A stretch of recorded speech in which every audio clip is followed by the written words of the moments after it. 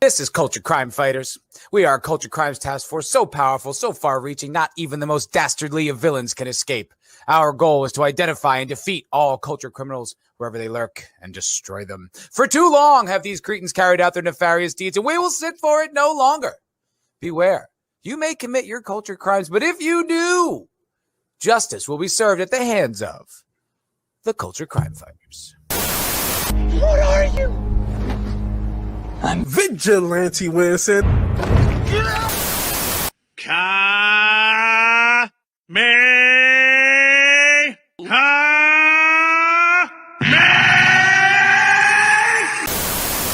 You went full. SJW. Never go full. SJW. You don't buy that? Yeah. President of Lucasfilm, Kathleen Kennedy. You guys are nuts. That's one of my pet peeves, and here you come along with a third pronunciation. Like, what are you doing? Actually, it's pronounced Stupid bitch. If you could just be like 25% less brave, that would be great. People were like, there's no way he fucked her. This pig, he didn't fuck this pig. I think he probably did. I think he didn't give a fuck. Allegedly. That's just your opinion. It's in England, they say Audible cunt. And in America, we say Amber Heard. And that's where the confusion is. See, I was going with the British way. Turns out it's a little more nuanced than that. And I mean, hey, we're in 2021. Any moderately attractive girl can do squats for a few months and put a camera up her ass and become and go viral. So I don't know. I mean, I'll keep my mind open. I spent all day yesterday on that video. I edited, I cut, I put sound effects and visuals. I'm tap dancing, I'm spinning plates. Although for the life of me, I can't grow it. It's got like 45 fucking views. You know what I think it is now? Tease the algorithmic guys. Brightest Day is in the chat. His channel is growing because of those shorts. Yeah, that's how it goes. That's how it is. Man, this has been a fun ride. I thank everybody for being here the whole time. I mean, there's regulars, obviously. Snorter Poopus, the Islington girl, Man of War 665, Neighbor of the Beast, Just Another Red Shirt. Not just another red shirt. He's the red shirt. The crew. I love you all, man. You guys are the shit. Love you all. Man of War 665, Lord Thoth, Just Another Red Shirt, Darius Munchausen, 24/7 Fusion Media, Ascension Dildo, Mark D with a C, Snorter Poopus, Android Scanner, the Islington Girl, New Bomb Turk. Everybody, you guys are great. We'll see you all next time. Have a great night. Peace. Yeah, peace. I love peace. Hey guys, how's it going? Matt from Foulball Productions here. Thank you so much for joining me today. I hope that you're doing great. I'm doing phenomenally. Thank you so much. This is the Culture Crime Fighters, and I am joined, as always, with my co-host, Vigilante Wins, here on the 24th episode of the Culture Crime Fighters, and we are joined by none other than the man, the myth, the legend himself. He shakes his head humbly. Gary from Nerdrotic. Thank you for being here. And as everyone in the chat saying, you sent them. Hey, thanks for following me over here. If you aren't tired of me talking, but I'm glad to be here. I should have been here a long time ago, and there was a scheduling conflict. So thank you for being patient, and thanks for supporting my channel and a lot of other channels. We thank you all. We know you guys. You go live after Friday Night Tights. I dip in. Right on. Right on. Yeah, I always want to kind of like invite you, but I'm like, it just feels like you just went for like 6 hours. I'm like, how much more streaming does he have in him? But very grateful to have you here, man. Thank you so much. You have been on the channel before. You were here for the Expanse finale. When that happened, so that was awesome. Yeah, that was. I mean, that wasn't awesome. It was awesome having you. It was awesome being here. But yeah, the show was. That was wow. What a disappointment. That's a rough one, dude. I was listening to you on the Nooner today, and I was just thinking it was like some of the other shows that you were mentioning that I didn't even think about. Like, like Westworld went super well. It's like the amount of shows, the amount of properties that they just sacrifice the integrity of a really good thing for their agenda, for their politics. Like it's staggering. It really is. Like Legion which is a show you didn't need to do it in. It already had everything they say they wanted, but it was a good show. Mm-hmm. And then season 3, in the first 5 minutes, they have a new girl come in who's like this new girl character who takes over the entire show. And then she talks to another girl who says, I've been penis free for 25 years or something like that. And I stopped watching. I don't even know what happened the rest of the season. I just turned it off and went, F you. I'm done. There was penis free for 33 years. I don't know if that counts. Yeah, I mean, 40, 50, whatever, 51 years, I guess. Yeah. No, I was thinking of another show too. There was a show called Halt and Catch Fire. Did you ever see that? I haven't seen it. I heard of it. It was good. The first season was really good. I didn't like it as much when I learned it wasn't actually a true story, because I thought it was the story of how like the first laptop was made, and it seemed like really cool and competitive, and it was still good. But then the second season was all about 2 of the girls from the first season becoming like starting their own gaming company and like separating themselves from the men, and they're such good programmers, and it's just like, oh right, there's another one. That's another show that went totally woke. Yep. Yeah. And it's simply like, we can't show men and women working together. It has to be competitive now. They're trying very hard to, while at the same time saying there's no difference between us, separate us. Right. Yeah. Absolutely. I just saw a chat that said my mic is low. I adjusted it. I don't know if that's any better, but because for a second I didn't notice it was low, but I can never tell because of the headphones. And then when you said that, the gain went like through the roof. Is it too much? But now it's good. Okay. That's good. All right, cool. Yeah, I think it's the audio compression from StreamYards. It's very tough to control. Well, I'd like to say welcome to all the new people here. This is amazing. Nearly 400 of you guys in the chat. This is all right. That's good. Yeah, that's awesome. I mean, it's very much thanks to Gary here, also to Eric K, the Mensch Wrench, which you can catch on this channel every once in a while. He does show up on the Cocktail Lounge. Yeah, and if you've never heard Eric K actually talk, tune in Fridays after Friday Night Tights. Yeah. He's got a voice. Yes. He does indeed. And some interesting opinions. I love Eric K. Yeah. He's the most interesting man on earth. Like, seriously. Like, his actual real life is cooler than any movie you're gonna get nowadays. Or ever. Yeah. He's awesome. Now my mic's too hot, says Thundercats. Oh boy. I'm not good with the tech stuff at all. Not at all. We got some, APM is reminding us, don't forget the faithful. Oh no, yeah, we have the regulars. Don't forget the OGs. Never the triple OGs like APM, Nerdporio, Ginger Ninja, Eric K. Obviously he's in 32 Flavors of Nick Weiser. Hell Nick. And I actually saw Jake D in the chat for a second. I'm not sure if he still is. The mysterious Jake D. Where's he been? I don't know. Working? What's he been doing? I think he got a new gig. Yeah. I think he'll be back. I heard a rumor he might be going to Vegas. Not sure, but I heard a rumor. Yeah. So better be. Yeah. I saw Lord Thoth is there, Sentient Dildo. All the old crew is here. One other quick little announcement. Today's stream, in addition to being special for Gary being here, is also going to help a friend of mine here in Austin. She's a great friend. I work with her. She's a terrific person. She's got a serious medical issue with which she has to go invasive surgery for. And she doesn't have health insurance. It's going to cost her a lot of money. And she also can't work during that time. So she's going through a really tough financial hardship. So any super chat that comes in today will be donated to that cause. I'm going to match whatever comes in as well. And you can see the link is pinned in the chat to the GoFundMe. If you are able to give, it's very much appreciated. If not, sending love is really cool too. But yeah, that's the goal of today's stream, is to raise some money for her. So much appreciated. Nice. Yeah, man. Well done. Yeah. So Gary, was wondering if you know about this, because I just learned about it because I was on Twitter and I saw our good friend 32 Flavors of Nick Weiser was tweeting about it. But something's going on with Frank Miller. No, I was not aware. Oh, okay. I guess I'm probably the one who knows the most. So, it's a comic convention. I want to say it's in England. I think it's called like Lunchbox. I actually heard shots Thinking Critical, because that's where I heard it. He dropped the video like a couple hours ago, and I checked it out at work. So basically, because of the graphic novel Holy Terror that he wrote back in the day, right after 9/11, it's not too kind to Muslims. And so he's being canceled out of that. He's not. They're not going to have him in that at whatever that comic convention Was that he not was supposed published by Dark Horse? I believe that Dark Horse published that, right? Yeah, because DC did not want it, obviously. So why isn't Dark Horse getting canceled as well? That's because patriarchy and straight white men. And it's always easier to go after. Oh, Legendary Comics. Yeah, it wasn't Dark Horse. Interesting. It's never going to end, guys. It's never going to freaking end. Warren Ellis has been canceled. Mm-hmm. Oh man. And this is a great way to, I mean, I'm not going to say Frank Miller was anybody's direct competition anymore. He kind of just works when he wants to, and he's got his own personal problems. But no, this is a way to get rid of your competition. This is how it works.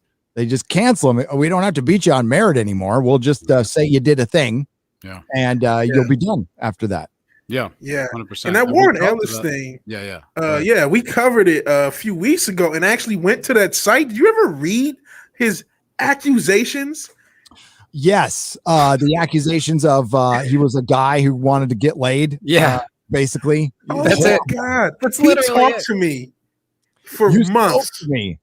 Yes, for months. You gave me my career when I probably didn't deserve it. Yeah, bastard. That's literally all he did. And it's like, and then when I said I wasn't interested, he stopped talking to me. What a jerk! It's like, wait, what? Like, he was polite and like cordial and treated you like, you're not interested. Okay, my mistake, and then moved on. Man. What a monster! The one girl, I'm 27-year-old. He groomed me. You're damn near 30. You can't be groomed. No, you're too old to be groomed. You're a grown ass woman. It's hilarious. So yeah, but it's not about the actual thing they're canceling people on being substantial. It's about, like you just said, getting rid of competition and getting just any scalp they can take. Mm-hmm. They're gonna go for, because this is a scalp cutting thing as much as anything. How significant, Gary, do you think like the independent comic movement is, like the Ethan Van Skyvers of the world? Like, how significant do you think that is to? Because we've talked to Cameron Pasha about the alternative to Hollywood, and I think that one's going to be really tough, especially because of just how many technicians are involved in making a good television show or movie, and how much money it costs, and the amount of distribution. But I think comics is more in a unique position to be able to do that from an independent side. Like, how much competition do you think that can really create? I think it can create a lot. They're losing their market share. So they have a window of opportunity here. So independent comics has always been around. It'll always be around, but as something that's a viable alternative, it means that one of these indie creators needs to do another image. They need to make their own publisher. They need to distribute their own books. They need to get really big, really fast, amass enough talent, and be a viable alternative to attract more talent. And I think the opportunity is there, but you're losing your market share to manga right now. And that's also your competition, even though it's a good competition and it's like what we want to aspire to. The American comic book is losing badly to manga. So I think conceptually, I'm really behind the idea. I am of going out and, using your YouTube channel to crowdfund a book and create a product that's an alternative. And sure, at first it was FU money, whatever gets you in the door. I'm fine with that to the SJWs. But after that, it's got to be the quality of your book and producing a product. I mean, we can't just talk about, crowdfunding stuff. We have to produce at some point. Yeah. And that's where it gets very difficult. I don't have an answer to this problem either, but you have to produce enough content to be competitive. And on that note, Young Ripper is trying to create his own universe. Like he's trying to get into comic books, and he's trying to basically solve that market problem, because I think one of the issues, somebody already mentioned it, the Ripperverse is already starting, is, you might get a Jawbreakers and really like this comic and a few sequels, but that's just it. There's just a few comics and that's it. There's no shared universe. There's no seeing the Human Torch on a Spider-Man comic or anything like that. So there's that, Ripperverse. And I mean, he has a big enough platform. And like you said on the Nooner, it's only about 200,000 people buying comics on any regular basis. And he has 400,000 subs. So technically, he's already outdoing the market share. So like, it's viable. And actually, I kind of want to. I have a slight pushback to the idea that independent. So like independent can't compete. So my thought is this: there's no way to crowdfund a fucking Infinity War, but you can crowdfund a Bat in the Sun, or some of these smaller. But you have to have your own property. That's the thing. A lot of these fan-made films have shown like a high quality, a much higher quality. Is it exactly Hollywood? Is it the same model? Is it the same distribution? No. But Logan Paul is one of the biggest athletes on the world from being a YouTuber. We're in a different age. So I don't think you necessarily can compete fire with fire. But as technology evolves, as the next generation doesn't even see a movie star as a thing, you know what I mean? The movie star is going to be the milkman in 10 years. I think it's semantics a little bit. It's like, how do you compete? Well, an individual certainly will rise and compete. There'll be one person, a Logan Paul, EVS with the comics. There'll be an individual. But if we want to compete against an industry, that means we need the indies, which are already there. Okay, there's already, I was talking about it in the Nooner, there's already independent films and TV shows and web series there. There's thousands of them everywhere. But you and I never see them. We have no idea they exist. So what they need to figure out is how to get it to us. They need a distribution model. They need an aggregate, and they need to make sure that aggregate doesn't become the distribution, and then that aggregate gets bought out by a corporation, and then all of a sudden they control the flow of independent. Yeah, it's tough, and I don't have an answer for it, but there is plenty of independent content out there right now that isn't woke, that none of us have ever seen, because they don't know how to get it to us. And that's the real problem. But yeah, I think it can compete because, well, Hollywood's not the biggest fish anymore. It's true. So I mean, that's like, can they compete against video games? No, they can't. No, they don't have video games can be crowdfunded, by the way. There are a lot of crowdfunded games. Yep. And they can be independent, and they can show up on Steam and stuff. So there's a model for them. And as far as TV shows, I think entertainment wise, we can compete just with what we're doing right here. Again, I was talking about on the Nooner, like the chat show. The chat show is dead on television. 100%.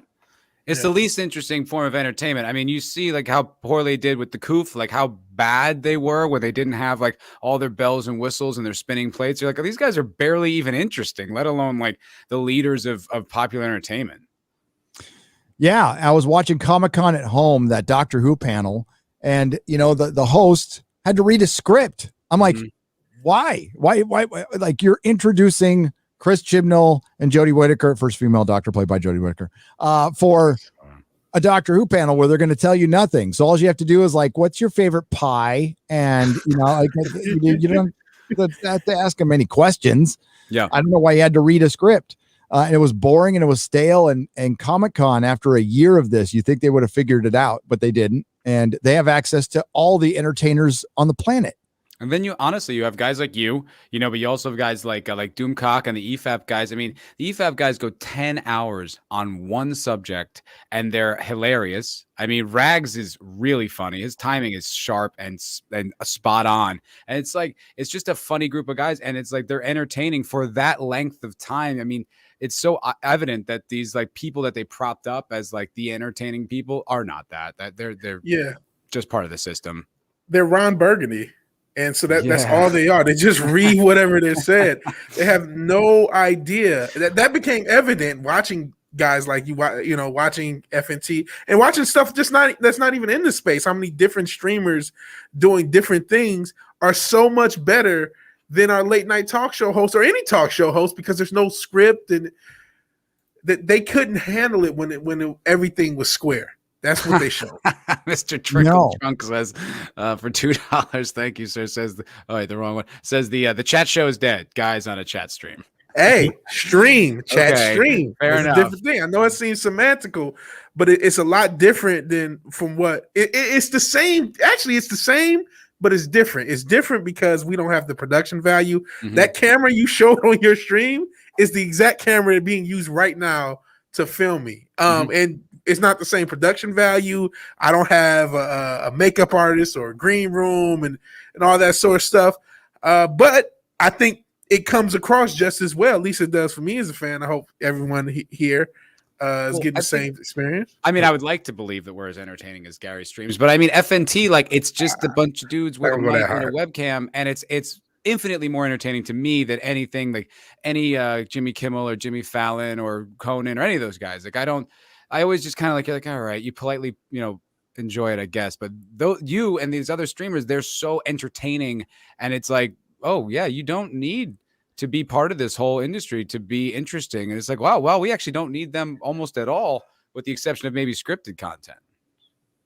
Yeah, there's no hope of getting through to a Jimmy Fallon during the show. It's only a half an hour long, and they have to break for commercial, or even if it's on a streaming service, it's limited to 45 minutes, and we could go 2 hours on FNT or 7. I mean, it's up to the show. It's up to you guys and how many people are sticking around and how much fun they're having.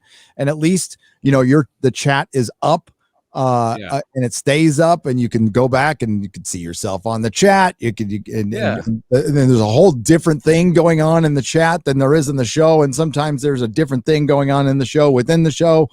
And you never know that. So the Hollywood chat show is this very formatted, boring, stale thing that when you didn't have anywhere else to go, it worked just fine. But now you have a chat show where it feels like I'm actually going out and hanging out with my friends. Yep.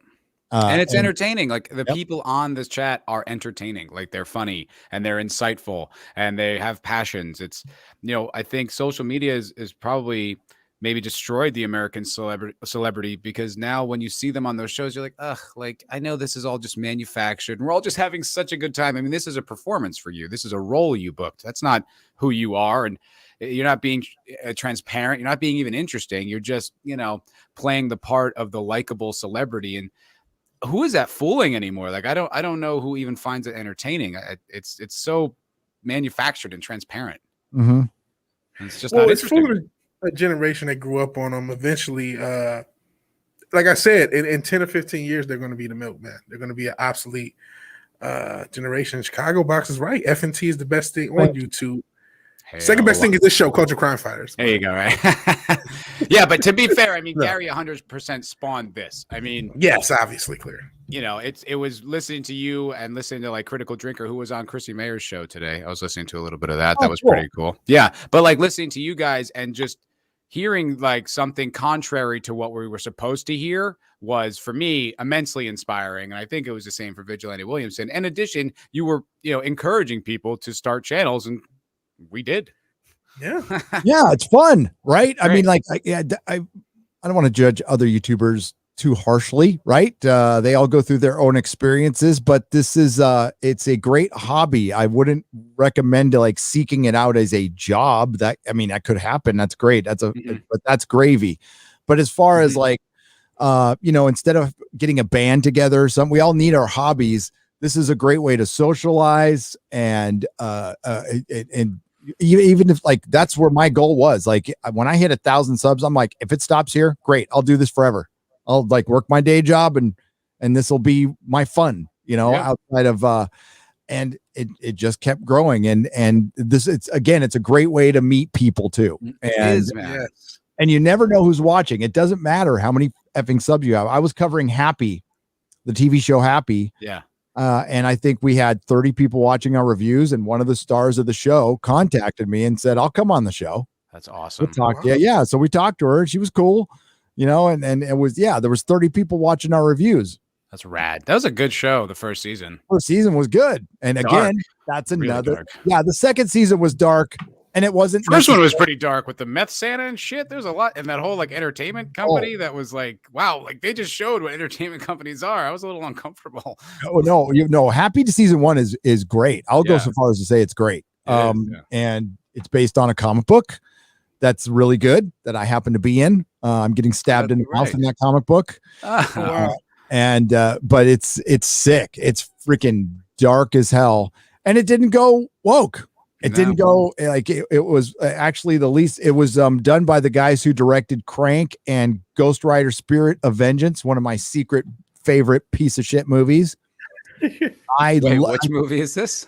Ghost Rider Spirit of Vengeance is Cage at his most caginess. It is pure Nick Cage. Right on. It's like he decided to, I'm gonna play Johnny Blaze like a tweaker, like a freaking speed freak. And it's really good. I know people hate it, but I love it. That's rad. No, yeah, I like when Cage, like, did you ever listen to like I didn't listen to the whole commentary, but the clips on it about that movie, that vampire movie that he did years back. Yeah. Scene to scene, he would like make different choices. Like he would decide to suddenly have an accent for a scene, like, and he meant it. Like it wasn't like he wasn't trolling. He just was inspired to have an accent for this scene. Like, what the hell are you doing? Yeah, Awesome. he's freaking crazy. They're all crazy. But like at least he embraces it. Except when he's Ghost Rider. No, come on. That's it's a good bad movie. I watch it all the time. never seen it. I did want to acknowledge though that we're over 500 viewers right now, which Yes. is hail. Thank you all so much. Yeah. And to that, I think we should read some super chats. Yeah. We just thank you for the super chats. Yeah, hail. Thank you very much for the super chats. And thank you all for being here. So going back to the beginning, Raj H for $2 Canadian or $1.99 Canadian sent a thumbs up sticker. Thank you very much, Raj H, with the most charming avatar, the most inviting avatar on YouTube. Yes. Mr. Tickle Trunk, before he teased us, gave us a $1.99 Canadian thumbs up sticker. Thank you very much. Darius Munchausen, hail Darius Munchausen, a regular. For $1.49, gave us a popcorn super sticker. Thank you, sir. Hail Darius. Shout out to Detroit, also a Detroiter. Shouts to Detroit. Wow, this is a big day. This is a big day. All right, so we got What2 sent us $2 US. Says here's two. Hail, thank you very much. Wolverine snicked. I can hear it in my head, but snicked. Yeah. Snicked. For $4.99. It doesn't say anything. But thank you very much. And then this is a big one. This is a longtime viewer who's, as far as I know, has never sent a super chat. But Vigilante Brace yourself. Sentient Dildo. Yes. $10 Croatian says for the cause. Thank Sentient you very Dildo. much, my friend. He's a channel regular. If you never got the joys of Sentient Dildo, he's not the friendliest guy, but we love him. So for him to send a super chat is a big day. I love it. Dildo is not the friendliest guy. Come on. He relates to the world kind of like I do. Like just he's a sarcastic ass, you know? Yes. I can appreciate that. Yeah, and he's very funny. I love him. And he always keeps us honest, which is really good to have. Like we had one of your buddies on, Robert Meyer Burnett.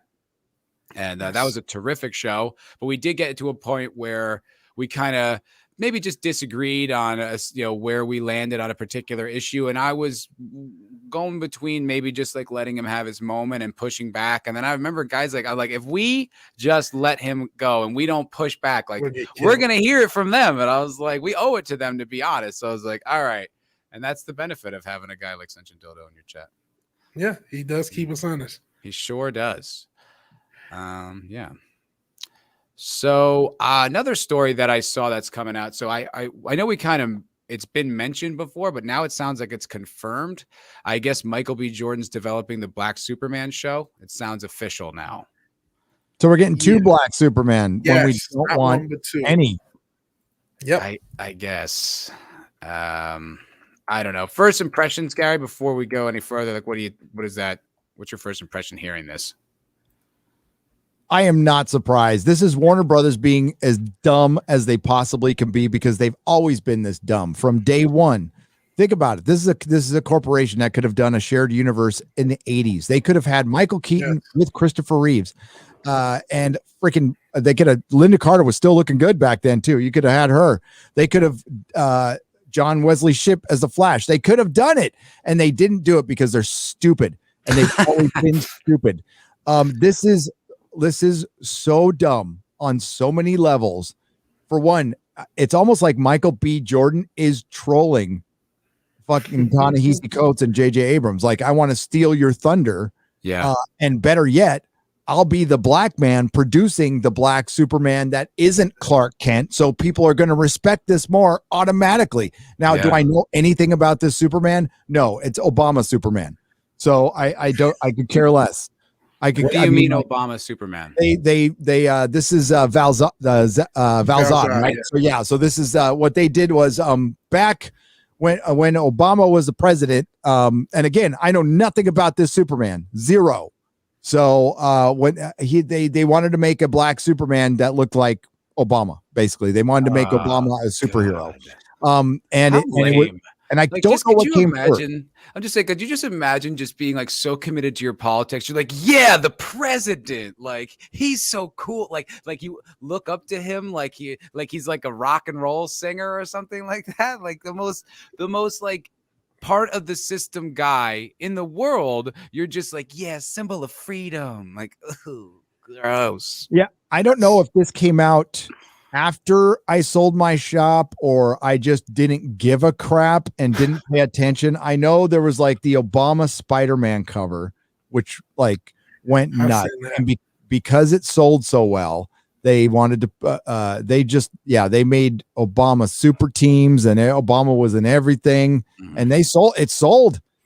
So they came up with I guess Obama Superman and if it ain't Clark Kent, I don't give a crap. I just don't.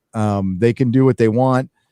This is again, remember when they used to like not the reason they didn't put Batman in say Smallville, the reason they didn't do Gotham instead of Smallville is they didn't want to confuse the audience. They were going to have a Batman movie out. So we don't want to have a Batman on TV and a Batman in the movies. It would confuse the audience. Now that has been thrown out the window.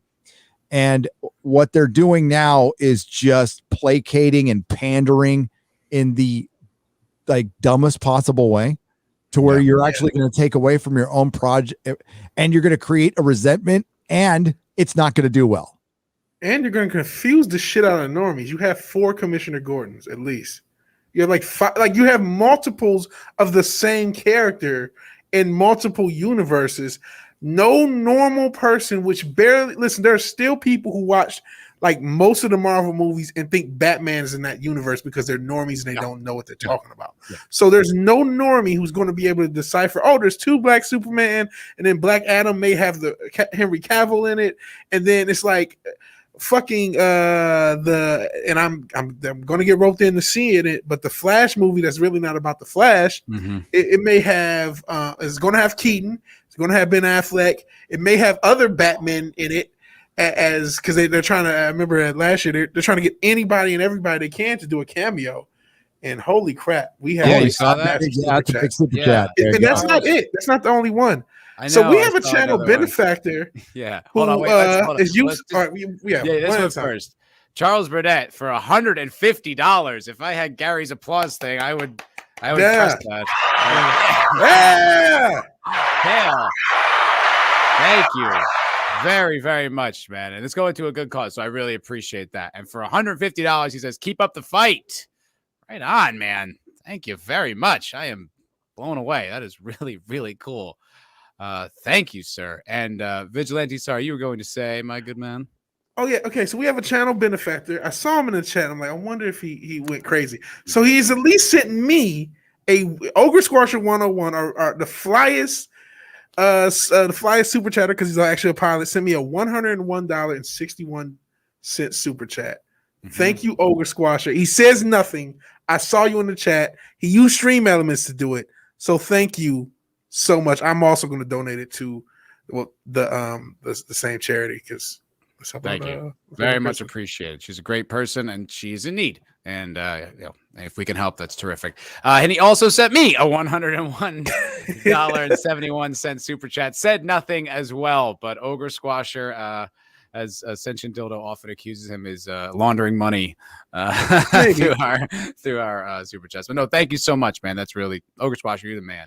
And Gary, he's a private pilot. And we've actually watched some of his videos on the channel of him like flying into like Telluride and stuff like that. He was telling us about the jet he flies. Really cool dude. Yeah, really cool. Yeah. Brilliant. Yeah. So thank you very much. That was just $350 like that. You guys are awesome. Much appreciated. Much Yeah. appreciated. And then All there's right. this crap. I mean, like it's unbelievable that they're doing this garbage. And Az did a pretty good video about the end of the hero. And people are saying superhero movies can go forever, and I believe they can. But Marvel and DC superhero movies, no. I think they're coming to an end. I think they are, especially if they go. Well, we're already resorting. We have a Flash movie coming out, and this will be the first Flash movie ever, and it's being driven by Batman. Like, you have to sell it with Batman. You can't sell your movie on the Flash and the guy playing the Flash. You have to bring in Michael Keaton and Ben Affleck to sell your movie. And I guarantee you that's the only way this thing got produced. It was like the same way they were trying to produce Star Trek 4. They had to bring in Chris Hemsworth, like a dead character. Yeah. So they're having to resort to gimmicks to get their movies produced. And like, these companies have enough money to produce their own movies, but they always rely, the way the system works is you get other people to invest. So you have to trick them now. Now you have to trick them and manipulate them. It's like a sales package. Like you're selling like a condo. You're like, well, we've got Batman and we have the revenue stream from the Batman franchises through the roof. So that's how they get investors to give their money. Oh, that's so and Marvel's copying them. And they had to do that with a Spider-Man movie, which is, why on earth are you saddling Spider-Man with a bunch of other superheroes? I have no idea. Your number one hero. Spider-Man? Because he's not Spider-Man, and he's not. If I did not realize this. I mean, both Spider-Man movies made money at the end, but they had massive drop-offs in the second week, and they only made money through like basically trickery. Up ticket prices, forcing the theaters to hang on to them longer than they normally would. So yeah, I question all the numbers now. I think they're all bullshit. I think they're all effing bullshit. I'm a bit of a comic book normie, but when I was a kid, I read a lot of Spider-Man, and I was a big fan. I don't know that I could tell you which runs I read, but I had like a bunch of different ones. It was Venom and Carnage were all there, and I loved it. I was always a big fan of Spider-Man. It was always my favorite superhero. And then I kind of like went away from comics. I'm getting back into it now, but when I watched the original, whatever the first Tom Holland Spider-Man movie, I'm like, he didn't even like punch anybody like the whole movie. Nope. Like he didn't punch or kick. He just used web the whole time. I'm like, that's not Spider-Man. Like he doesn't have like he has web, but that's not like his only thing. He's more of like a martial artist than anything. He always has like those really acrobatic moves when he pulls down on the web, and he didn't do any of that. They're only allowed on a Marvel side to do certain things. So it's not Spider-Man. It's kind of Spider-Man because they can't, you know why they don't bring up Uncle Ben? They can't. They can't. They can allude to him. So there's certain rights in part of the deal, and it'll be more Spider-Man in Sony. Now, Sony right now is working with Marvel because it makes sense. It makes a lot of business sense to work with it, but they are already setting up their Spider-Verse. And honestly, I could make an argument that Sony might be more superhero-y than fucking Marvel, excuse my language. And I mean, like Venom is such a weird movie because it wasn't great or even good, but I enjoyed it because it wasn't woke. It felt like it felt like a 2001 like mid-level superhero movie, like Daredevil with Ben Affleck, but a little better, and I'm like, I'm okay with that right now. There's so much garbage that I mean, the effects were bad. They shot Principal in a month, in 30 days. And they shot it near my wife's former work. God, I hate saying that. But that motorcycle jump is like a block away from her salon. And they shut everything down. And what really sucks, an aside, there was a TV show I loved called Taboo, and it got canceled for effing Venom. Oh, really? Yeah. Sucks. Well, I was like, I wasn't interested because I'm like, I'm not interested as Venom as a superhero. Like, he's not a hero to me. He's a villain. Like I just always wanted to see him. Like he was a great villain for Spider-Man. And he was such a monster. It's like to have him like be a good guy is very bizarre. It's dumb. I hated it. I was so mad because when he came around at the time, I was like, Spider-Man's Joker was Green Goblin, and he's been gone. He's been dead. They've kept him dead. They brought back Hobgoblin. He's okay, but Spider-Man doesn't have a Joker. Right. And I'm like, oh, Spider-Man's got a Joker now. Like, this could be it. Yeah. And then they like Lethal Protector and I'm guilty. I bought all the comics and I read them, but yeah, he shouldn't be a hero. I wanted to share something that reminded me of like, because I thought of you when I saw this. It was just on like a meme site that I was browsing, and I was like, oh wow, yeah, this is when comics used to be comics, and they definitely don't do that anymore. But I saw this frame. Did you ever see this one? Oh man, that's awesome. And I was like, I don't know like what run that was from, but I just got a good kick out of that. And they both look like such superheroes, like up on their feet like that, like looking over this city, but just having like that kind of guy moment in a comic book. I was like, wow, that just doesn't exist anymore. No, that is a proper Logan right there. Freaking hairy and short. Yeah, and like Spider-Man looks badass too. Yep. He looks super muscular. Yeah. Like that's the thing. I think Tom Holland does a good job. He's extremely charming, but he's kind of like wafy and kind of feminine for Spider-Man. He looks like he'll grow into the role someday. He's like 28. Damn, I don't know how old he is. He's like 24. Yeah, he'll grow into the role someday. I got to keep one earphone off because my son's supposed to bring my food in. He's awfully late. But yeah, he's Spider Boy. He's Iron Boy. And that's speaking of my son, that was the benchmark. My son was pissed coming out of Homecoming. Really? He walked out of there going, that was not Spider-Man. They didn't mention Uncle Ben once. Mm-hmm. He was a sidekick. He got his what? He invents his own stuff. You know, like that mattered. Yeah, that was a big deal. Kid. Yep. Yeah. And it was, I don't know, like I just always enjoyed Spider-Man because he was a very empathetic character. I felt, you know, I felt like I had always identified with Spider-Man. That kind of just like, gee shucks, like, you know, socially awkward and like, you know, in love with this girl. I don't know. I just always found him like relatable. And as much as I do like Tom Holland, I don't relate to that character. Like I don't get him. Like I almost like Miles Morales more than I like the you know, Tom Holland Spider-Man. Like with Spider-Man, it's Toby's the only American to play it. I think it's got to be an American. I think he's got to be from Queens. I think is it really hard to find an actor who can do a good Queens accent or, you know, New York accent. He's got to be from Queens. I don't get that sense from Tom Holland looks like he's from the UK. He like really does. He doesn't look American at all. He looks like a bloke. And he definitely looks like a theater kid. Like he's very effeminate. You know what I mean? Like musical theater for sure. Yeah. Yeah. Like it doesn't bother me. It's just I don't know if that's Peter Parker. Yeah. No, and he's too good looking, right? And it's almost like the Andrew Garfield thing. Like I liked Andrew Garfield as an actor. I've seen him in other things, and I liked him in other things.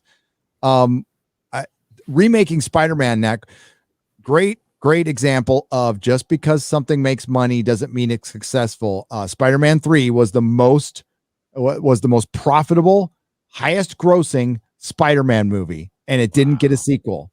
And they had it planned. They had 50 million going to Toby.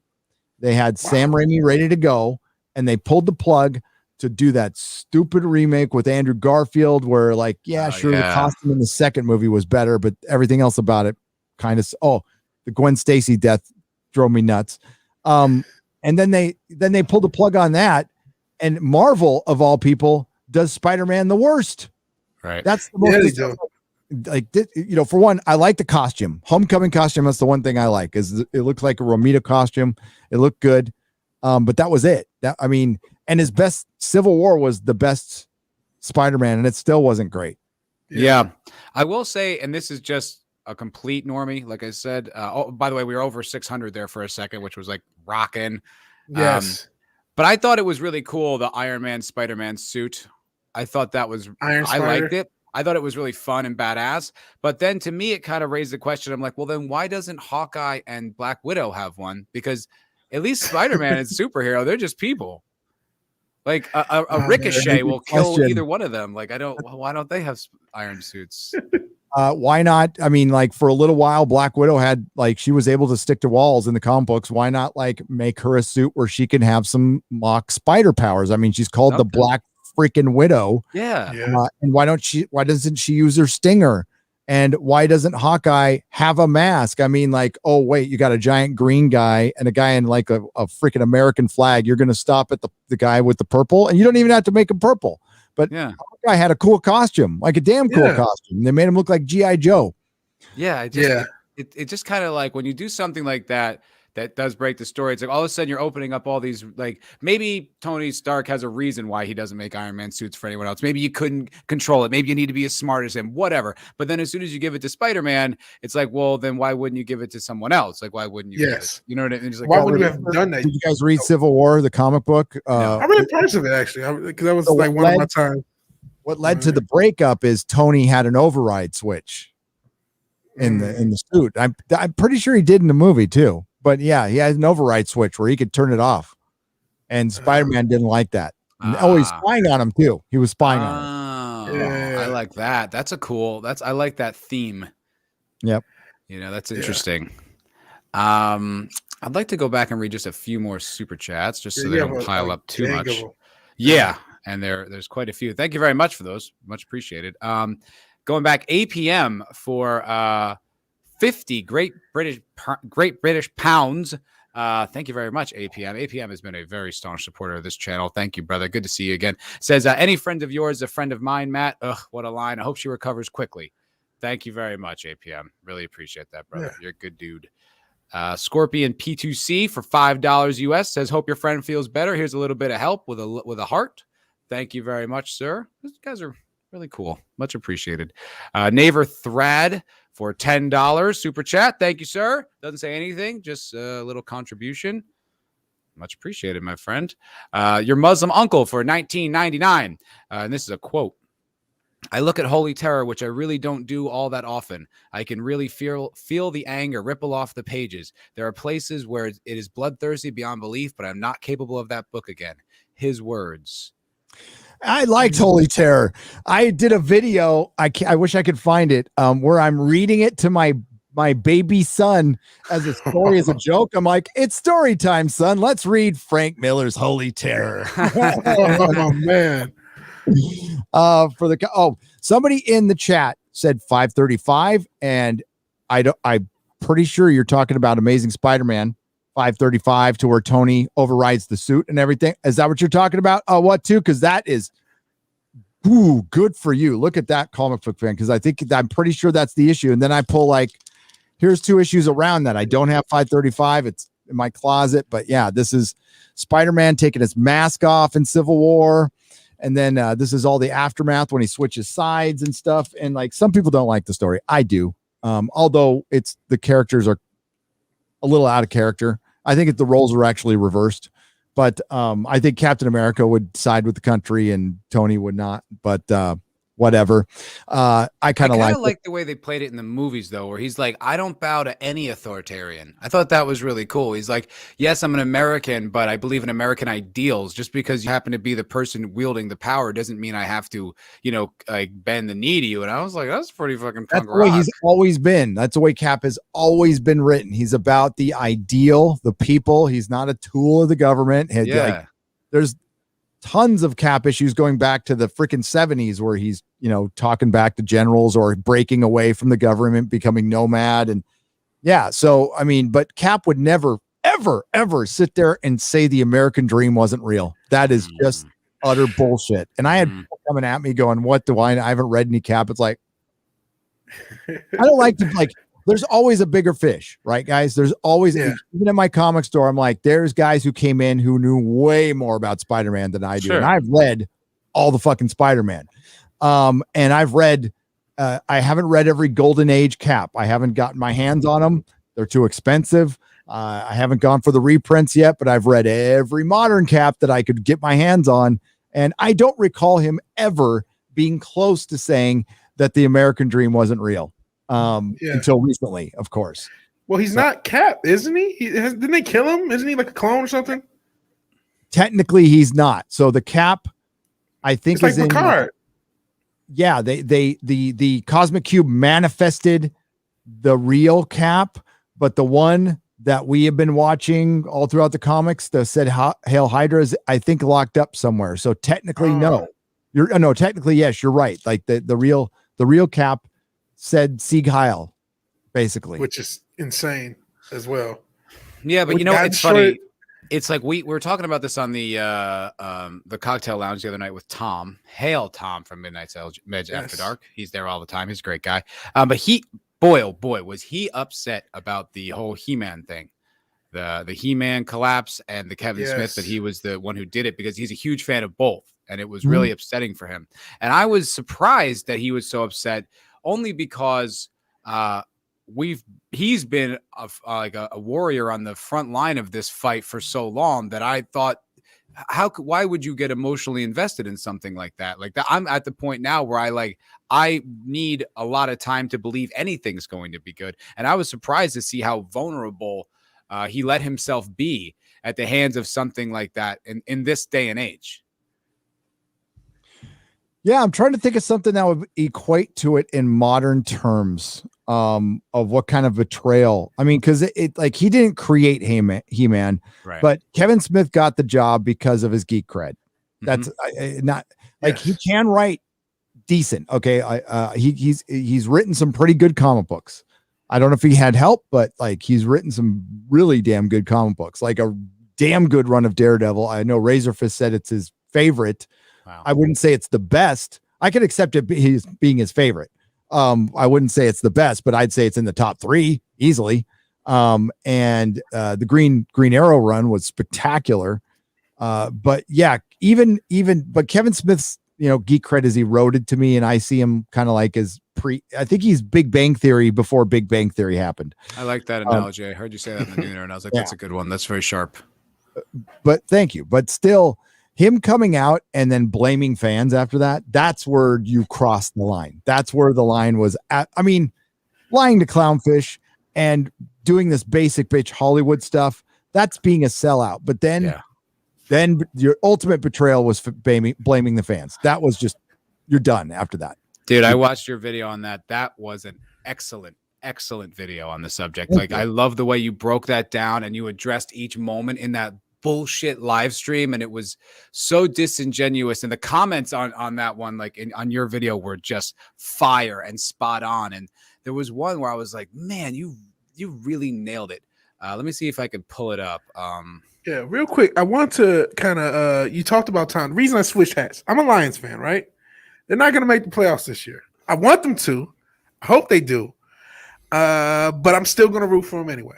And there's a lot of people who have that mentality about their favorite IP, regardless of what happens, regardless of how many times that damn football gets put, to use the Peanuts or Charlie Brown. Regardless of how many times you slip up, every time you think this time you're going to kick the ball, this time is going to be the year.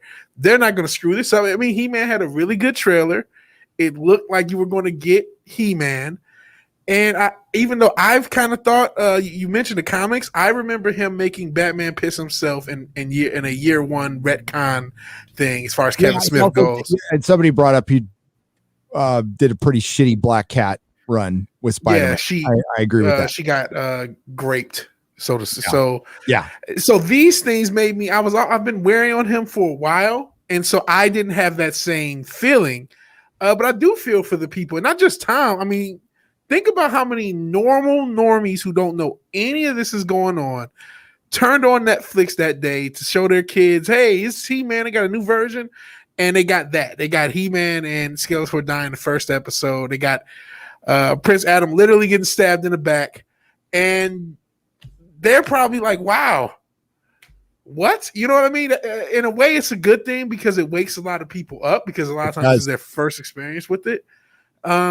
But I do feel for people who were genuinely heartbroken at that. Yeah. Yeah. And I found the comment from Boomerotic, and it says, and this was addressing your video and how Kevin Smith was going on, which was so cunty about how he's basically saying like, Netflix management doesn't make decisions based on what the fans like. You think we care about that kind of thing? And it was just like, wow. And how it's just this like vocal minority. And Boomerotic says, I love how it's just a quote vocal minority when the actual fans are upset. But when a vocal minority whines and cries about shit on Twitter, they can't bow to them fast enough. Yeah. Yes. Oh. Right. Wasn't that spot on? I was like, damn, like that's like amazing which vocal minority they will choose to listen to. Exactly. Do you think it was a fucking vocal majority or a fucking vocal minority with Gina Carano? Right. Vast majority of everybody likes her. Majority. Mm-hmm. Everybody likes her. And they bowed to Pablo Hidalgo and basically people. No, it was actually people within Lucasfilm. It wasn't even the fucking Twitter people. It was people within Lucasfilm. Cameron Pasha says it was a move, that it was a Kathleen Kennedy move against like what's his name, Filoni and Favreau, because of sneaking Luke in there in the back door. Like that wasn't supposed to be the plan, and that was like a surprise, and she didn't know. So her getting back at all that. That's what he says. I don't know. It's just his speculation, but I think it was what she said it was. Beep bop boop. It all started with beep bop boop. I mean, maybe like I have no idea what's going on in Lucasfilm, but she said that it was beep bop boop, and that's when the snowball started going, and they wanted to get rid of her right after that. I'm pretty sure she said that in an interview or alluded to that in an interview. I believe it. And I believe it too. They're petty little shitheads, and once they're against somebody, and there's so much bigotry towards Republicans and conservatives and centrists right now, that if you are labeled like that now, and they've won this, they've absolutely won. We have lost, they have won. Now Republicans are Yahtzees.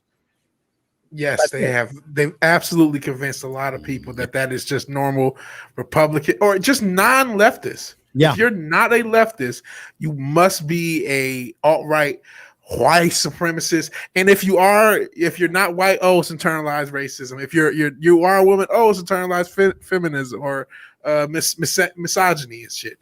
And I heard we are Devo. We are Devo. I heard you know the comedian Ryan Long, right, Gary? Yes, I do. I was listening to his podcast the other day, and I guess one of his comedian friends describes it as this, because it's like, when they say, if you're not with us, you're against us. And he says like all these people, like he describes it as getting drafted into the culture war. Like, what I mean? Like, they didn't sign up to fight, but I guess they have to fight now, because like you got to pick a side, or you have to defend it or describe it or do something with it. Like you're not allowed to be neutral anymore. No more. No, I was talking about that. Like you're like, eventually we're all going to have to sit down at a table and come to an understanding. Like that's how all of this stuff ends, or one side wins by wiping everybody out. There's that too. Hopefully it's everybody sitting down at a table and coming to an understanding, but there's some point where you're just in fight mode. That's all you are. So I forget your nuance, forget your love and understanding. I don't have time for it. That's what we're fighting right now, because when it gets to, we're going to label you the evil guys from Germany during World War II. I got to be very specific. One time I didn't say during World War II, and somebody got really mad at me. Then I mean, like, and it sticks when it's always been this hyperbolic thing when you don't have an argument anymore. That's the thing you go to. But Hollywood, big tech, Washington, Sacramento, everybody's played into it now. I mean, they're all one big, happy, fucking, authoritative family right now. Yeah. And our voice is like this big, and it's getting smaller. We can win. The thing is, we're fighting complacency. We're fighting comfort, because people are going to have to step out of their comfort zones, or they're not going to have a comfort zone. Yeah. Nobody's coming to save us. There's no Donald Trump's not going to save you. Nobody's going to. Thank you for saying that, by the way. Yeah. Like, you might like the guy, and that's great. But he's not going to save you. We got to stop. We have to stop this. It's really interesting, because it's like, I was wondering what's the tipping point? Like, because they don't seem in Hollywood at all to be like hearing us at all. Like, they don't seem to care. They seem to be doubling down and going harder. When you've got WandaVision and Loki and Falcon and Winter Soldier, and like how hard they're going, trying to force the politics even more. They're doubling down. I wonder if I don't know, like, is there a tipping point where it's like it's over, it'll never come back, or like, do you think a movie like Ghostbusters, like the new trailer that just came out, do you think there's a chance that could be, a a signal of a change in the wind, especially now that Hollywood's no longer in bed with China as much. Like, do you think there's any, like, what do you think about that? If Ghostbusters came out and was just like a wholesome, fun family movie that's somewhat in the spirit of the original and makes a shitload of money, yes, then everybody will be copying that. All it takes is one. I mean, just especially something that isn't a superhero, because like they've tried the cinematic universe and the superhero, and it's not easy to do. It's Right. It sounds easy, but Yeah. things aren't easy. Again, I talked about it on the Nooner. Watch after this Robert Meyer Burnett's interview about Axanar from last night. And in that interview, you'll hear the one thing that jacks up every project aside from agenda, and it's ego. You'll hear about, it'll be a case study in how an ego effed up a great project. And that's why we get so many bad projects. But to answer your question, if Ghostbusters is a massive hit, then you're going to see every property reimagined with the family. Like, and Right, it won't yeah. be The Stranger so, Thing kids will be the only ones getting work. Yep. Yeah. The one thing I noticed, I watched the trailer, pretty good trailer. Seemed fun. There's a female Egon, which you're like, okay, it's not really a gender swap because it's like the granddaughter or the whatever of Egon. So you're like, okay, that's kind of interesting. But it did seem to be devoid of anything that made me cringe or concerned. Yeah, it just seemed to be pretty wholesome. And like there was still like they didn't make the dudes look idiotic, and they didn't show the original Ghostbusters, which I thought was a very smart move. As a matter of fact, I don't think they should ever show them. I think you should save that for the movie. And we got Ray at the end, which was perfect, and we got Janine in the beginning, which was great. And it's all about Egon, which I love how they centered around there. And it's a small story. It's not like we're not trying to remake Ghostbusters. We're, it's probably about them, the ghosts being reintroduced. I don't know where they go from here, but I think it'd work fine for one movie. Yeah, it doesn't, there's nothing concerning about it. There's nothing where I'm like, oh no, it's just like, all right, I mean, cool. Let's see where it is. I mean, obviously it can't get any worse than the last one. Yeah. No, I don't think there's a chance it'll be as bad as 2016. It could be bad, but I don't think it'll be that bad. No, can't. I want to read a few more super chats just because like I said, they keep piling up because you guys are so amazing. Thank you all. Thank you. We're close to 700. Holy smokes! 700 viewers, 695. We're almost Please there. share and like if you have not already. We appreciate you guys being here. And if you love this show, next week is going to be on my channel. So sub to me. It'll show up. Absolutely. Sub to Vigilante Williamson. We do it like your Inquisition style, Gary. Where we go. Yeah, like 1 week we're on my channel, 1 week. There we go. 700. We just crossed it. Right on. Yes. Thank you all. Thank you very much. Biggest stream I've ever been on. Once again, all the super chats that come in today, they're going to help my friend here in Austin who has got to have an invasive surgery. She has no health insurance and she works in the food service industry. So any day she's not at work, she's not making money. So she's needs a little help. There's a charity link. There's a GoFundMe link in this chat there. It should be pinned at the top. And any super chats that come in, I'm going to send over to her. And it's starting to become kind of pile up. I was going to match it, but it's like I think right now we're at $400 from the mainstream. Thank you so much, and an additional 150 from Stream Elements tips. So that's a pretty significant amount of money. So thank you very much, guys. You're really terrific. And Gary, thank you for bringing them here. Yes, thank you. No problem. Right on, man. Right on. Thanks for inviting me, and I'm glad to see. You know what? That's where our fellowship. I hate the word community. I'm going to start doing that. I heard you on Yeah. that Nooner today say that. Yeah. I'm going to start saying fellowship. I like that. Fellowship. I wish I could take credit. That was somebody on the super chat, because I'm like, I need another word besides group of individuals, and they said, how about fellowship? I'm like, good, duh. Nice. Yeah, It's right there the whole fun. time, Gary. You just have to look down and see the ring. Oh, yeah. they come together. They're good. And it's very on brand for you as well, the fellowship, Yeah, Yeah. definitely. Yeah, I like that. You know what? I kind of had a question, and this is speaking of the Fellowship. I was on a stream, and actually I'm doing a show with Fat Steven Seagal. Shout out to Fat Steven Seagal and 24/7 Fusion Media. Your boy, we've been doing, the past couple of Mondays we've been doing a show. So like, he brought up a point about the Kevin Smith thing that made me think, and I want to kind of pitch it to you, and I'm going to edit it too because I got some additional things. Are we in some way, especially after that stream where Kevin Smith was talking about the Netflix guys, they're talking about, this is great, Kevin. Are we starting to help them out in an inadvertent way with all the controversy that gets caused? And I have two kind of additions to that. I'm not saying we don't talk about this at all, because we obviously have to point this stuff out. There are millions and millions of normies who don't know there's a culture war going on.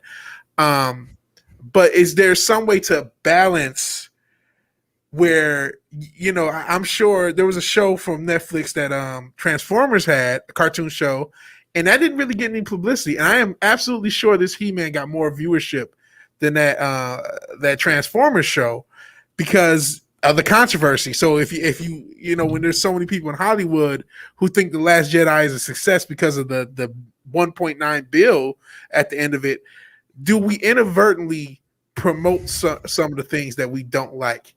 The Fellowship Menace. There you go. He's still the same initials. I think, I think, okay. I mean, that's just going to happen. I think the overall it's a net negative on their part.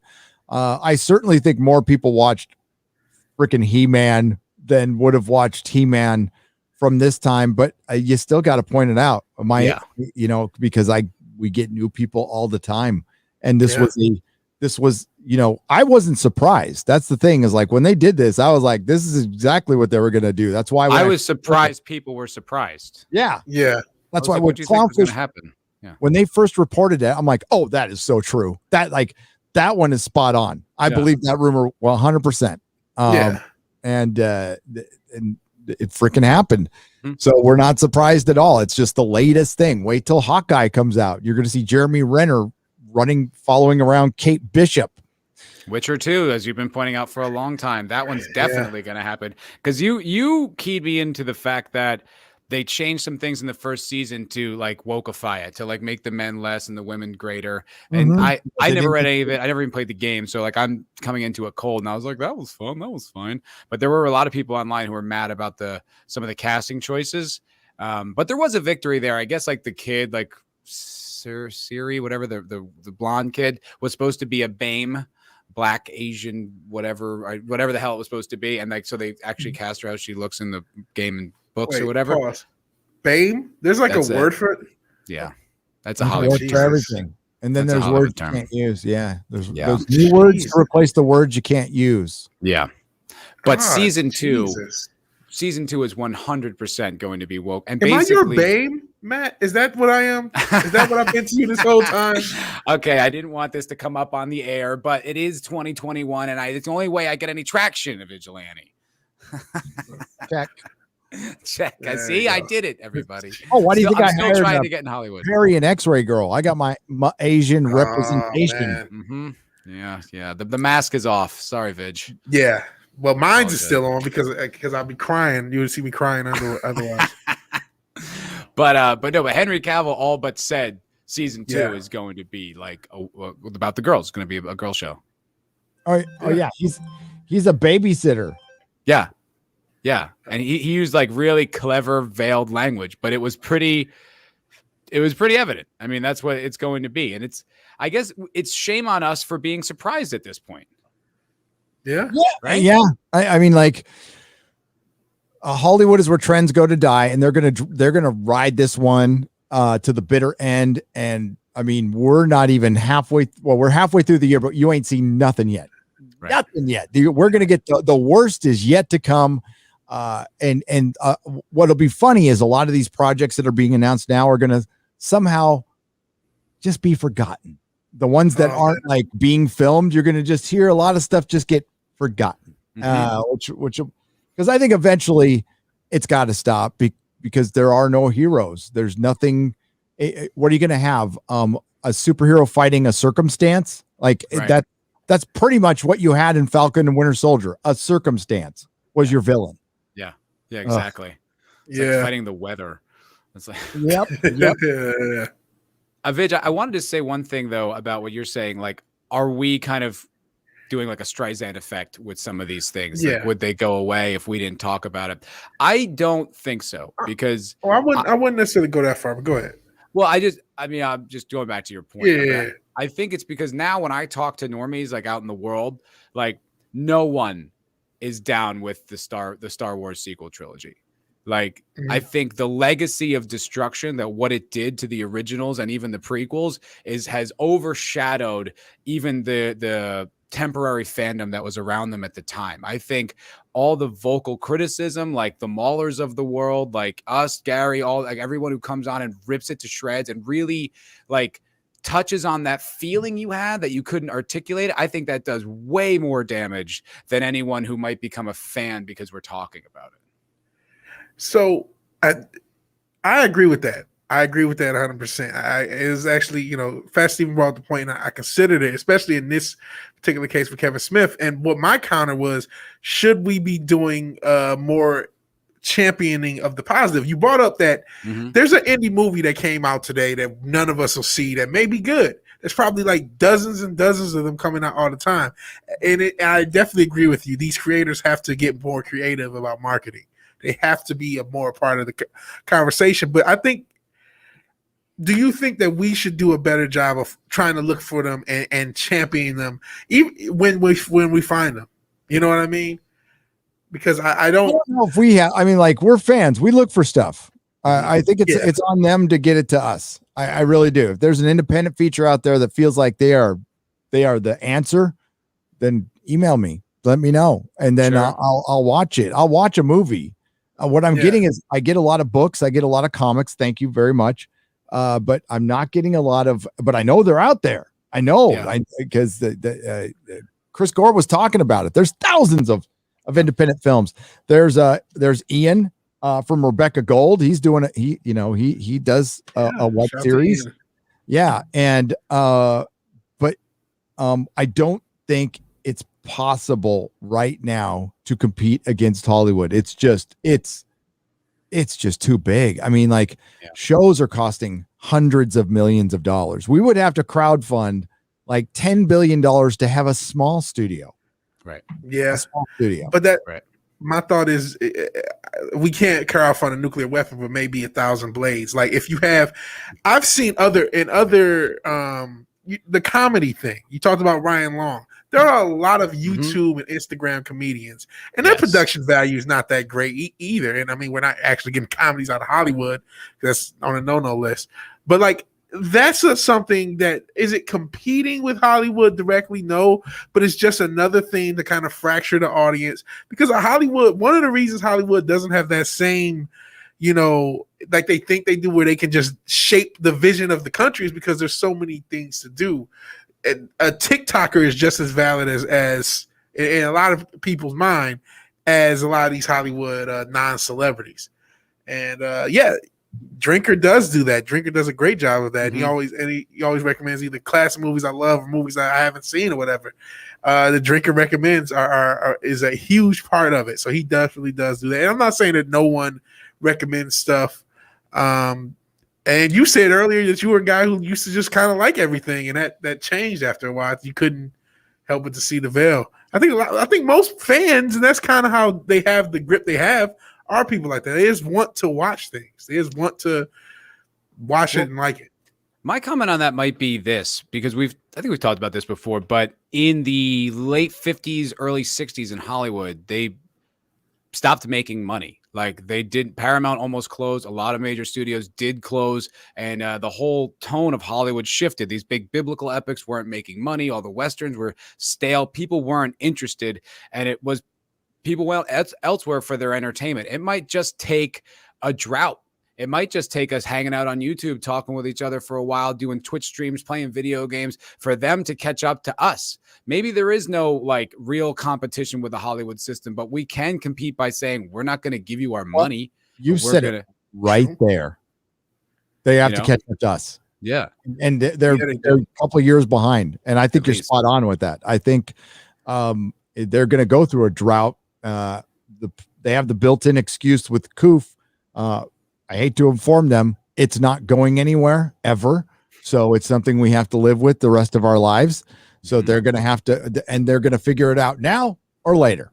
Yep. And it's probably going to be later. And we've already gone to other things. Yep. And streaming services wasn't the answer because we just went through a year of it. And Amazon Prime had a great year. A lot of people were buying stuff. But they weren't watching it. They're watching. I barely turn them on. I hate them. It's like 10 movies I've already seen that I like, and then a bunch of stuff I'm like, I guess maybe I want to watch. Nothing I'm like, yes, that. Like it's like I guess I'll settle on this. That's the best I get out of these streaming services anymore. Yep. What's your first inclination? What's the first thing you want to? You get up in the morning, you don't have any work. What's the first like entertainment thing do you want to do? I'll tell you mine. I'm going to YouTube. Boom. Immediately. Me too. As soon as I wake up. Yeah, it's the first thing I I do outside of pee and walk my dog is like turn on a YouTube video so I can groggily wake up and start my day and try to not be late to work. Does Gary have a new video out? Does like Ryan Long have the boys cast out? You know what I mean? Does Az put something out? Like, you know, there's so much unbelievable amounts of content, and a lot of it's great. So yeah, I don't have to work to get my content for YouTube. I open the app and I'm like, oh yeah, I want to watch that. There's too much to watch. Yeah. And that's just in this space. Like they're still competing with like massage videos and shit. Or just random, you know what I mean? Yeah. Random like ASMR, like people making candy in Japan. And there's millions of people watching it. Yeah. Yes, I do watch those videos to go to sleep. I just want to address. I got a $50 super chat from Ruben Christopher Hayes. Thank you very much, my friend. This is terrific. Hey. Thank you. Says, great stream. Hope your friend gets better. I myself have a rare illness. I am disabled. Hail to the fellowship. Oh, no. We fans need to be the teachers of legacy IP. Show normies the retro media, VHS, old comics, not digital, etc., and save the lore. Hail. Yeah, absolutely. Ruben Christopher Hayes, I hope you get better. I wish you the best with whatever you're going with. And I agree with you. I think we all agree with you a trillion %. And buy old media. Buy physical media. Go to your Goodwills and your pawn shops. If you're like, oh, it's too expensive, trust me, there's good physical media still available. Please get it now while you can. Yeah, I think you're right. I think it's amazing, man. I go back and I watch movies from like the 90s that I was like, that was pretty good. And now I'm like, that was amazing. Like, because I'm so starved for good content. I'm so starved for good films that now comparatively, you're like, well, there's those genius. Like the character progressed like the way he should. He reacted to the circumstances. The villain has a healthy motivation that you understand. It's bad, but you get why they're doing it. Like I just watched Crimson Tide the other day, and that was a movie I thought was pretty good. I went back and watched. I'm like, this is amazing. Like I was loving watching it because it's so good in comparison to what we get today. Yeah, especially that sweet spot of like the late 70s through, I would say, the late 90s, as far as not like sci-fi, but just regular movies. The quality was just at a level I never thought would degrade. I thought it would just get better and better and better and better, and it didn't. It clearly hasn't. We have now gone through a very long spell of some very, very bad films. Even dramas and independent films are affected by YouTube and by, just there's just too much out there. And honestly, if I never see a slice of life, people sitting around a table and crying ever again, I'm fine. There's the rare good thing, like with The Father that Mahler recommended. Honestly, I just watch his videos too close to home with the dementia kicking in with one of my parents. But it looks freaking phenomenal. But that's a rare thing, and Mahler has to shout it out, and it won Best Picture, and nobody cared. Nobody cared because you need to do more now. And it's even with the independent comics. The one thing I liked that the Indiegogo crowd did was bring the bells and whistles back to freaking comic books. So it's like, hell yeah, I want poly bags and freaking cards and holofoil. And I remember one Spider-Man came with a poly bag and a cassette tape with the Ramones covering the Spider-Man theme. That's awesome, dude. I was sitting in my truck. I bought that. I'm like, this is the coolest thing I've ever seen. Ramones and Spider-Man together. I'll never forget that moment. Great. Honestly, as a kid, That sounds ridiculous, but having Vanilla Ice in the Teenage Mutant Ninja Turtles #2, I was Go I was Ninja, thrilled. go Ninja, go! Yeah, I go loved Ninja, it. Go Ninja! That was awesome. It's gonna suck to have Cardi B and playing Cardi B playing Chrissy Mayer in her life story because or something like that.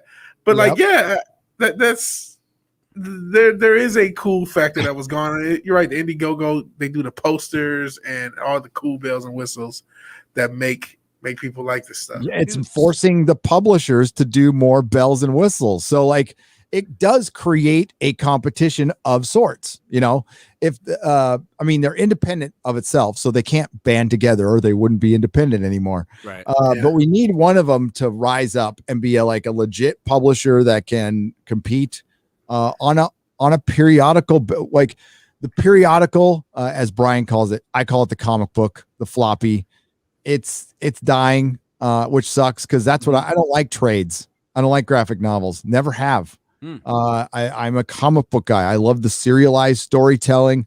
I love just my 24 pages, and like I know an Alan Moore comic is going to take me half an hour to read, and everybody else's is going to take me 10 minutes, and that's cool.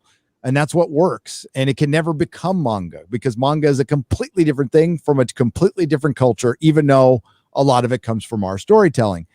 It can still survive. It's still got enough market share to survive. But it's this unwillingness to make stuff. And that's the agenda. It begins and ends with the agenda because what they're trying to tell you is there isn't a desire for traditional heroes anymore. And these are old, tired heroes that people don't want to see anymore. Look, the ratings are going down for Doctor Who. And I'm like, yeah, they're going down because of the female doctor. I just read an article that blamed the male doctors before that for the failures of the female doctor. That's awesome. It's these mental jumps. No, people still want to see a good guy beating the shit out of a bad guy. It's amazing, actually, how valuable and precious their anti-culture has actually made them to us.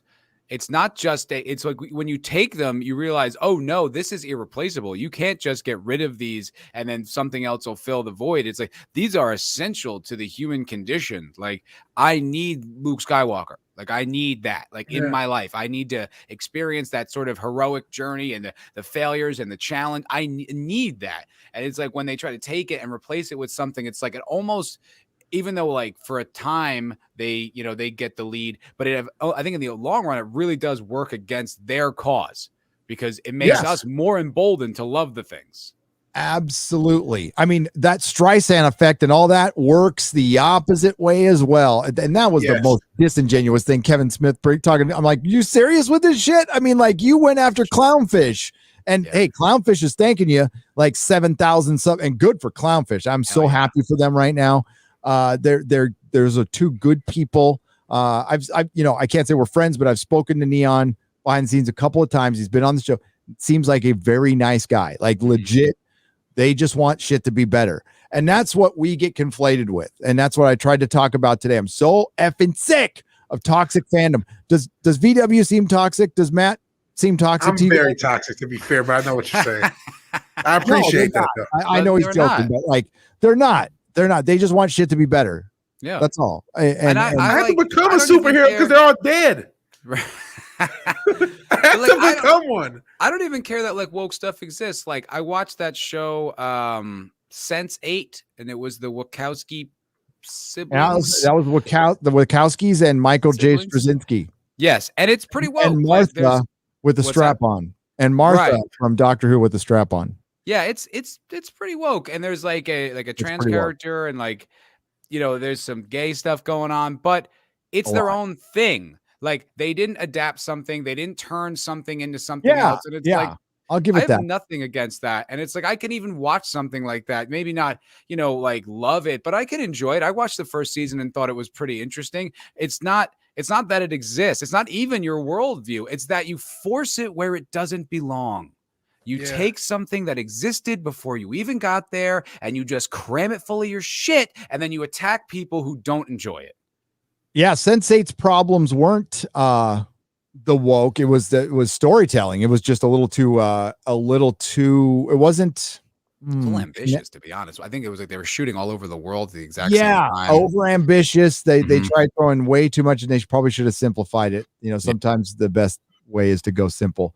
And the like it lacked like likable characters. But, Yeah, and like an identifiable lead. You weren't really sure who you were supposed to latch on to. And then there was kind of like this polyamorous like sex thing, which was a little awkward, and you didn't it was a lot. But I just bring that up as an example in the sense that I don't hate that. I'm not like, get that shit off the screen. Like, it's like, it's fine that can exist. Let it exist. Why can't that exist? Just leave my shit alone.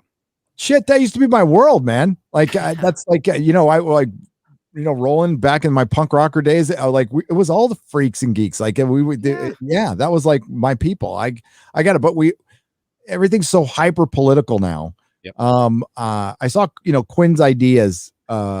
He's a lore channel. He covers like Dune and Song of Ice and Fire stuff, and he's a good channel. But he came out with that smoking hot take of science fiction's always been woke. It's like, I hate when they say that. It's not. It hasn't been woke. No, woke. It has not been woke. It has been socially conscious. It has been science fiction. It is morality tales told through allegory of I don't know, genocide is bad. Is that a political position? Right. I'd say that everybody thinks genocide's bad. Exactly. Unfortunately, it might be, but that's another story. Yeah, well, hilarious. But it's like it's a human principle, not a political agenda. Certainly not a modern day political agenda. But that's part of pushing that narrative. That the people on the right are for genocide. They're like super like genocide. Yeah. Comes for it, all about it. Yeah, they tried to do that with The Expanse. They're like, I don't know if you know this, and they even like they tweeted out some cunty stuff, being like, they keyed into that we've been woke the whole time. It's like, no way, man. Like they were definitely left leaning, but there's a difference between left leaning and woke. Like woke is a destruction of the things that came before and a reorganization of a hierarchy to like reflect a worldview they're trying to create. That's woke. Yes, like, representing women is not woke. Representing minorities is not woke. That's just life. That's life. There's nothing wrong with that. You already did that, and like in The Expanse, you could probably get away. I mean, honestly, yes, a polyamorous family in The Expanse is perfectly fine. The problem is you spent like 5 episodes on this polyamorous family that didn't do anything. They sat there and they were like, it was all about questioning a decision. It was like, should we, shouldn't we? Should we, shouldn't we? Should we, shouldn't we? I don't know. Why don't you figure it out why you screw each other? And like, show me a scene where the character, like, and then you cut the main character, Holden, just out. And it's obvious. They're like, completely out of the show. It's like, it's time to reduce the white male character that we've all been following because he's white and male. And and then doing Alex the way they did. The way they did that was just that's horrible. What the fuck? And you know what his crimes were? Being an actor who likes to get laid. Yep. And maybe that's what I heard. I mean, I didn't hear anything worse than that. I mean, it sounded like he was mean to some fans online, and I guess he was trying to bang. That's all I heard. Yeah, don't be mean to fans online. I still don't think it should get him fired. I mean, it's not great, but it's like, like you shouldn't do it, but it's like you shouldn't lose your gig over it either. No, get a good stern talking to for that. And the getting laid thing, get laid. Go for it. Yeah, have fun. Like half the reason to become a famous actor. Yeah, all the reason. I mean, it's all the reason you become an actor or anything. And I don't know. Like that's strange. You bring that up. That used to be the motivation to become a rock star, an artist. Everything is like the tail on the side. But now it's like I want now it's attention. And now it's just attention. And that's weird. And that's where it comes from, a weird place. Yeah. I have a theory on that. So like in a post-social media world, a lot of kids have grown up with clout as a resource in the same way that internet wasn't even a thing when I was a kid. But if you took it away now, I wouldn't know what to do. Clout, not just social media attention, but actual clout is a palpable thing in that same way. So it's like they care more about that than function. That's why there's so much victimhood. I need victim clout. And then you guys are being toxic men. How dare you be attracted to women ever in any way, shape, form, or fashion? Even though the human race exists, so therefore someone has to be attracted to someone. For now, yeah. For now, I could go into my whole back in the ancient civilization days, there's a reason all the statues had like giant boners and there's phallic symbols like actual dicks everywhere, like giant statues of dicks for procreation. And it's because of that. They were very into it back in the day. Maybe we need to go back to those days. I don't know. It's sad. I mean, you know, it seems like, it's just, I think it's just, it's the respect. I mean, you hear this so often, you know, from, you know, the third wave feminists and stuff like that. Respect women, respect women. It's like, how about some mutual respect? How about you guys respect yourselves? They don't even like women. Tila's not a woman, neither is Abby. And fucking never forget Birds of Prey, the most feminist, you know, you go girl, the fantabulous, whatever the hell of Harley Quinn, still had more men watch the dumpster fire than women. Yeah. And you took away chick flicks. They don't even have chick flicks anymore. They don't have chick flicks anymore. Black Widow, the only compliments the movie was getting was the holdouts of the guys who wanted to see ScarJo and Florence Pugh. Like, I mean, like they desexualized them as much as they could. Yeah. But you can't hold down ScarJo. So yeah, the people who were liking that movie were the ones who were mesmerized by the hotness. They're like, it was good. ScarJo was running around doing stuff. There was a lot of ass shots. So I mean, a lot of ass shots. Yeah, I just it's the idea that that's somehow reductive is like a bad thing to highlight her sexual. It's like, why? Like what? Like, so yeah, we like that. She probably likes the attention, or at least she did before it became socially popular to say she didn't. Like, and we know they're full of shit because now they're trying to push Abby Smash body type on women and the Tila. And it's like that's impossible. Good luck. Anavar's going to go through the roof. What I have postulated, and I've talked about on this channel before, but what I think what I've noticed a trend in what they do is they want to take away sexuality where it was there before, like when men enjoy it, and put it where it doesn't belong. Yep. Like they'll, you know, take some property where it wasn't sexualized. Like what's that? The Powerpuff Girls or whatever. Yeah, they made the Powerpuff Girls all crazy whores. Yeah. It's like that's what they switch. It's always a switch. It's always a change. Yeah. It's always fucking with what you like or what was there before. And that's like they covered up Laura Croft and they made the Powerpuff Girls thoughts. It's like, why? Why are you doing this? It's like because we're in like the dumbest era. I mean, just the worst era. And thankfully it will be if we survive, it'll be looked back on with mock and disdain as it should, as it absolutely should. That's the so. You know, Gary. Oh, sorry. I just wanted there's one super chat that I wanted to get to that addresses you directly. Okay. Yes. It just says, this is from Vaughn Weber for $5 US. Hail. Thank you very much. It says, hail, Gary.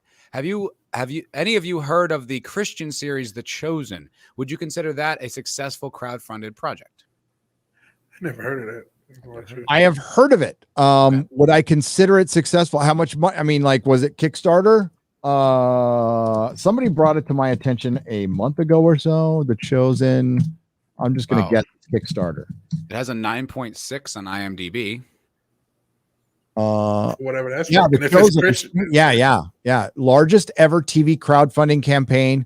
Issues TV show issues equity to investors streaming. It's about Jesus. Jesus Cristo. It says, welcome to the first ever multi-season series about the life of Christ. The free show, tens of millions of people won't stop talking about it. I guess that sounds pretty successful. It makes sense. It's a little successful. Different. It depends if it has appeal outside of religious folks. Yeah. If it's like artistically something like an agnostic like me can watch and go, that was good. Right. The thing is, somebody had to bring it to my attention. Now it is written up in the Hollywood Reporter, so I'll give them that. Yeah. And it was made possible through a provision in President Obama's Jobs Act, rarely used in Hollywood, a technique rarely used in Hollywood. Okay. Didn't know that. What I could say, yes, if you make $13 million, I guess it's successful, but it's how you equate. I equate success as financial. It's a formula of financial, positive response by the audience. It's a little mix of both, and mass appeal. If you want to call something a success, meaning it needs to make money, be popular. Yeah. Yes. And I don't know. It's kind of out of my wheelhouse being religious. So, Well, let me, and in that vein, what do you think of Ben Shapiro's like foray into film production, and with the lovely Gina Carano? And a second little sub question on that. Any chance Gina Carano will be in Vegas? I don't know. I have no idea. I know her family lives in Vegas. But no, if she was gonna like do an appearance, I wouldn't keep it from you guys. I would all right. I would absolutely. Oh my God. I would. It's kind of like, if George Lucas was going to come back, I think Disney would tell everybody because it would bring everybody back. So if I wanted everybody at my event and I knew Gina was going to be there, I would absolutely tell you. Okay. I would not. I'm not capable of keeping a secret like that. Okay.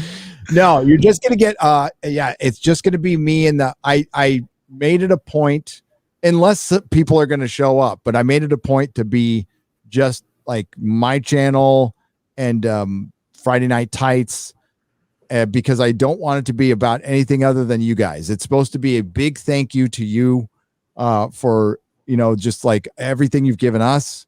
And I wish I could fly every one of you guys out there and pay for your trips. I wish I was in that position, because like you guys have given all of us like it's like winning the fucking lottery. I mean, it's like I went out, I turned on my microphone, I turned on my camera, I just started bullshitting the same way I do in the comic store, and the channel happened, and it's crazy and it's surreal. And it's fun and it's humbling. And I really, constantly have to check myself and make sure that I remind myself that I am just a fucking idiot. I am a complete idiot. And I tell myself that in the mirror every day. You are an idiot. Don't think you're anything more than a fucking idiot. And it helps. But I cannot put into words how grateful I am. Like, so this was the best way. It's like, hey, let's have a fucking party. Let's go out and have fun. Let's hang out and be stupid in Vegas. And I think we're quite capable of being stupid, all of us together. And having a good time doing it. I've been stupid on this channel. So yeah. Yeah. That's this awesome. is part of, and we're grateful for you because in you and everything you've done, not just like personally, obviously we're grateful, because you inspired. I know me and him started the channel around the same time. I have a sneaking suspicion it's a few days to weeks after you gave the speech last year. We need more people. And we are the group of people who heard that and started the channel. Mm-hmm. And you were the voice and Critical Drinker and Doomcock and F&T and everybody, even Clownfish, everybody. I found all these channels at once. And it was like, hey, I'm not crazy. I'm not nuts. Yes. For noticing all this crazy shit. This is real. And you guys, that's why there's so many people in this chat to follow you to a stream where they had no idea who it is, because they trust in you because of what you've already done. Because you were the voice of the voiceless, so to speak, because there's no mainstream media who's ever going to point out a lot of flaws. There's no one who's going to point out a lot of the intersectionality, the garbage, and you guys pointing that out helped make us sane. And because of the pandemic, I mean, you guys were our entertainment for the entire time, dude, and helped a lot of people, myself included, get through it. Yeah, I remember one day I was just like early in the in the pandemic, I was just gaming constantly and listening to your streams. I was like in some hungover fog, and I was just like playing a game, and then I hear, oh, Matt, I think I was going by Matt Fowler at the time. I was just using my name, but I just heard you say that he's here, and I was like, what? Like, it was just so weird. I remember it was just such a surreal moment, but I was living in all those streams and just, dude, changed my life. Doing this 100% changed my entire life. I was an actor in Hollywood, like trying to make it, but like completely disillusioned and pushed up against a wall and feeling awkward and like couldn't fit in. And then start doing this changed everything. I mean, I became a new person. It was the most liberating thing I've ever done. And I didn't even realize how much I needed to do this, to talk at length, to get things off my chest, to really say it. And dude, I changed cities. I moved from, like LA to Austin. I moved, across. I changed my entire life. And it's like, this chiefly because of doing this, and very much in part to your encouragement. So Very grateful. Oh wow, that's awesome to hear. Because I mean, I mean it. Like I know people discourage you from getting on this platform. Hell no. Stop running. For one, we need to infiltrate everything like they infiltrated our shit. We need to infiltrate freaking Hollywood. Get in there and change it. Do what they did. And like, this is the best way to do it. And like I said, the worst thing that can happen is it becomes a really fun hobby. Yeah. And it's already done that. Yeah. Look what you've done. Like the people you've rallied to your cause, like, like Chrissy Mayer, like I knew of her before she was on FNT, but now she's an FNT regular, which is super cool. And now she had like Critical Drinker on her channel, and she's had like, I think, that's Anna, the Star Wars girl. And like, like linking these communities, and then the actors that you've had on, like the people like Cameron Pasha, like it's bonding, it's bridging these gaps between like, isolated, like people feeling isolated, like in the who are actually in the entertainment industry, people who are savvy and knowledgeable about it. It's really doing a lot. I think, it's like, I think it's very positive overall. We're getting through, and it's because there's more of us, and it's not one single channel. It's got to be the sheer number of us, and that's why there has to be much more of us. Much. We're still vastly outnumbered. We got a long way to go, but I mean, like, there's a camera. This camera costs what, $100, maybe less. It's been a while since I bought it. I think I got mine for 60 used. It is the one I'm using now. This one works the best, even better than my Brio 4K one. This one actually works the best with StreamYards. Get yourself a decent mic, and you're good. And you're going to bumble your way through the first video. And you're going to, at first, like, I was listening to a video from early 2019, and I'm all talking like this, and I'm like, oh shit, I'm all soft. You learn how to project a little more. It's basically yelling. You got to yell. But the good news is no one's watching. Like in the beginning, literally no one is watching. So you can say and do anything. It doesn't matter. You could fall on your face constantly. I did.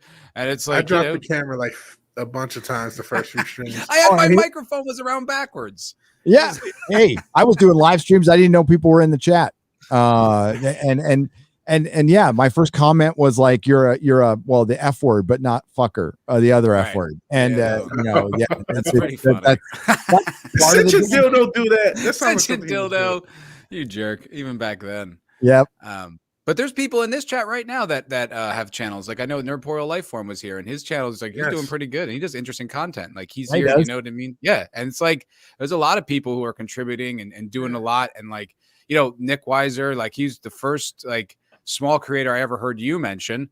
And I remember that. Immediately went to Nick's channel, and then I met Nick in Vegas. Now we're like friends, Yeah. It's like, it really is a very cool thing. So if you guys even have the slightest interest in doing it, give it a shot. And like, who's our buddy, the Brightest Day, who does like model streams? Like he does Gunplug, Gundams and robots. That's awesome. He does that stuff. And he does other stuff too, but I mean, that's kind of his thing.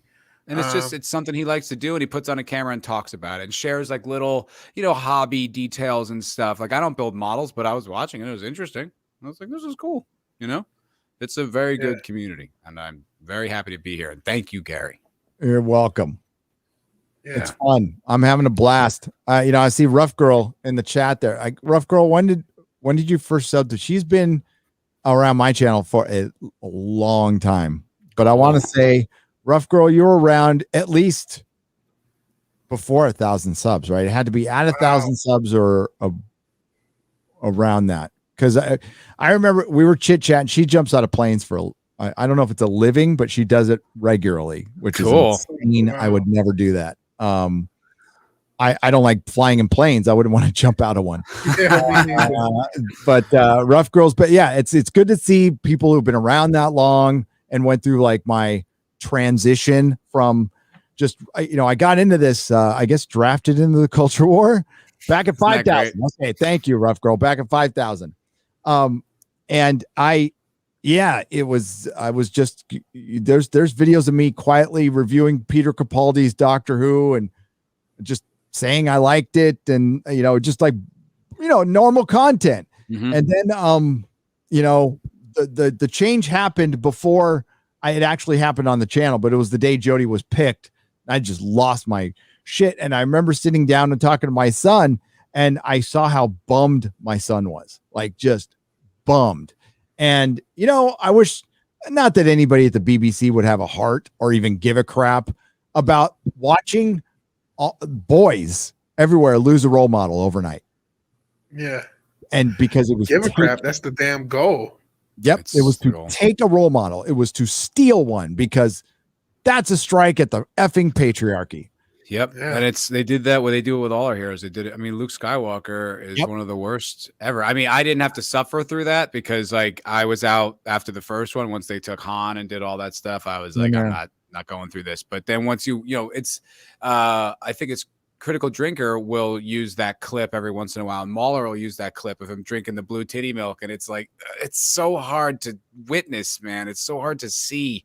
And it really does. I mean, even though in my case, like I'm like a purist. I'm like, 4, 5, 6. That's the only Star Wars there are for me. Like the rest of them, like if you enjoy the prequels, enjoy them. I don't care, but it's not for me. But it's like you still know that other shit's out there. And as much as I can isolate and wall off, there's still times where you're just like, oh, they did that. I guess it depends on the franchise. I was at my old gym up in San Francisco, and Empire showed up on the little equipment on my elliptical machine, right? And I started watching Empire, and I saw Han come on, and I'm like, oh, he dies like a punk. And the first thing that comes to my head is he dies like a punk. He like regresses into his old self. All that character arc is gone. Jar Jar Abrams just did that on a whim without giving it a second thought. And Kathleen Kennedy said, okay. And so did the rest of Lucasfilm with all the people who work with George. You're all complicit. And that moment is as bad as what happened to Luke. It's terrible. Yeah. It's, they're both so bad, especially because it's like not only that, which is terrible, but it's like he doesn't end up with Leia. So the romance that you're rooting for all 3 films doesn't come to fruition. In fact, it's such a bad romance, it creates the next Darth Vader, the next Space Hitler is the spawn of their marriage. There's not like there's a good one. It's not like they have like a twin and it's like there's a good one fighting the bad one. It's just the bad one. So their entire union was like to create like the next supervillain. So they should have never got together. Like this romance you're rooting for 3 movies, they should have never happened. It's like the appalling nature of which you just destroyed so much fandom and so much love and history is staggering. It's like I don't think I could do that if I tried. Yeah. I mean, I didn't read a bunch of the EU, but I loved the freaking concept of the twins and one being good. I thought that like worked, thematically in my head. It worked as something beyond. But I didn't read a bunch of the EU because I didn't want to F with my Star Wars. I'm like, it ended just fine with me. I'll go into the past. I read Tales of the Jedi and all that stuff and liked it. But I never liked going forward because I didn't want to F with it. I read the Timothy Zahn stuff and it was fine as a book that I did not count at all. It was just like, I didn't count. Yeah, it's, but this is so much worse because you saw it and it was with the real actors and they were okay with it. And Harrison Ford was actually like, wanted this to happen. Yeah, he hates Han Solo. He's been one. Yeah, he hates Han Solo. And then they did what is probably one of the worst movie decisions of all time. They had Han, Luke, and Leia, and did not put them together for at least one scene. It's unfathomable. Cinematic history. It is the single dumbest move in the history of cinema. Period. From day one, right back to the like racist shit that they used to do to now.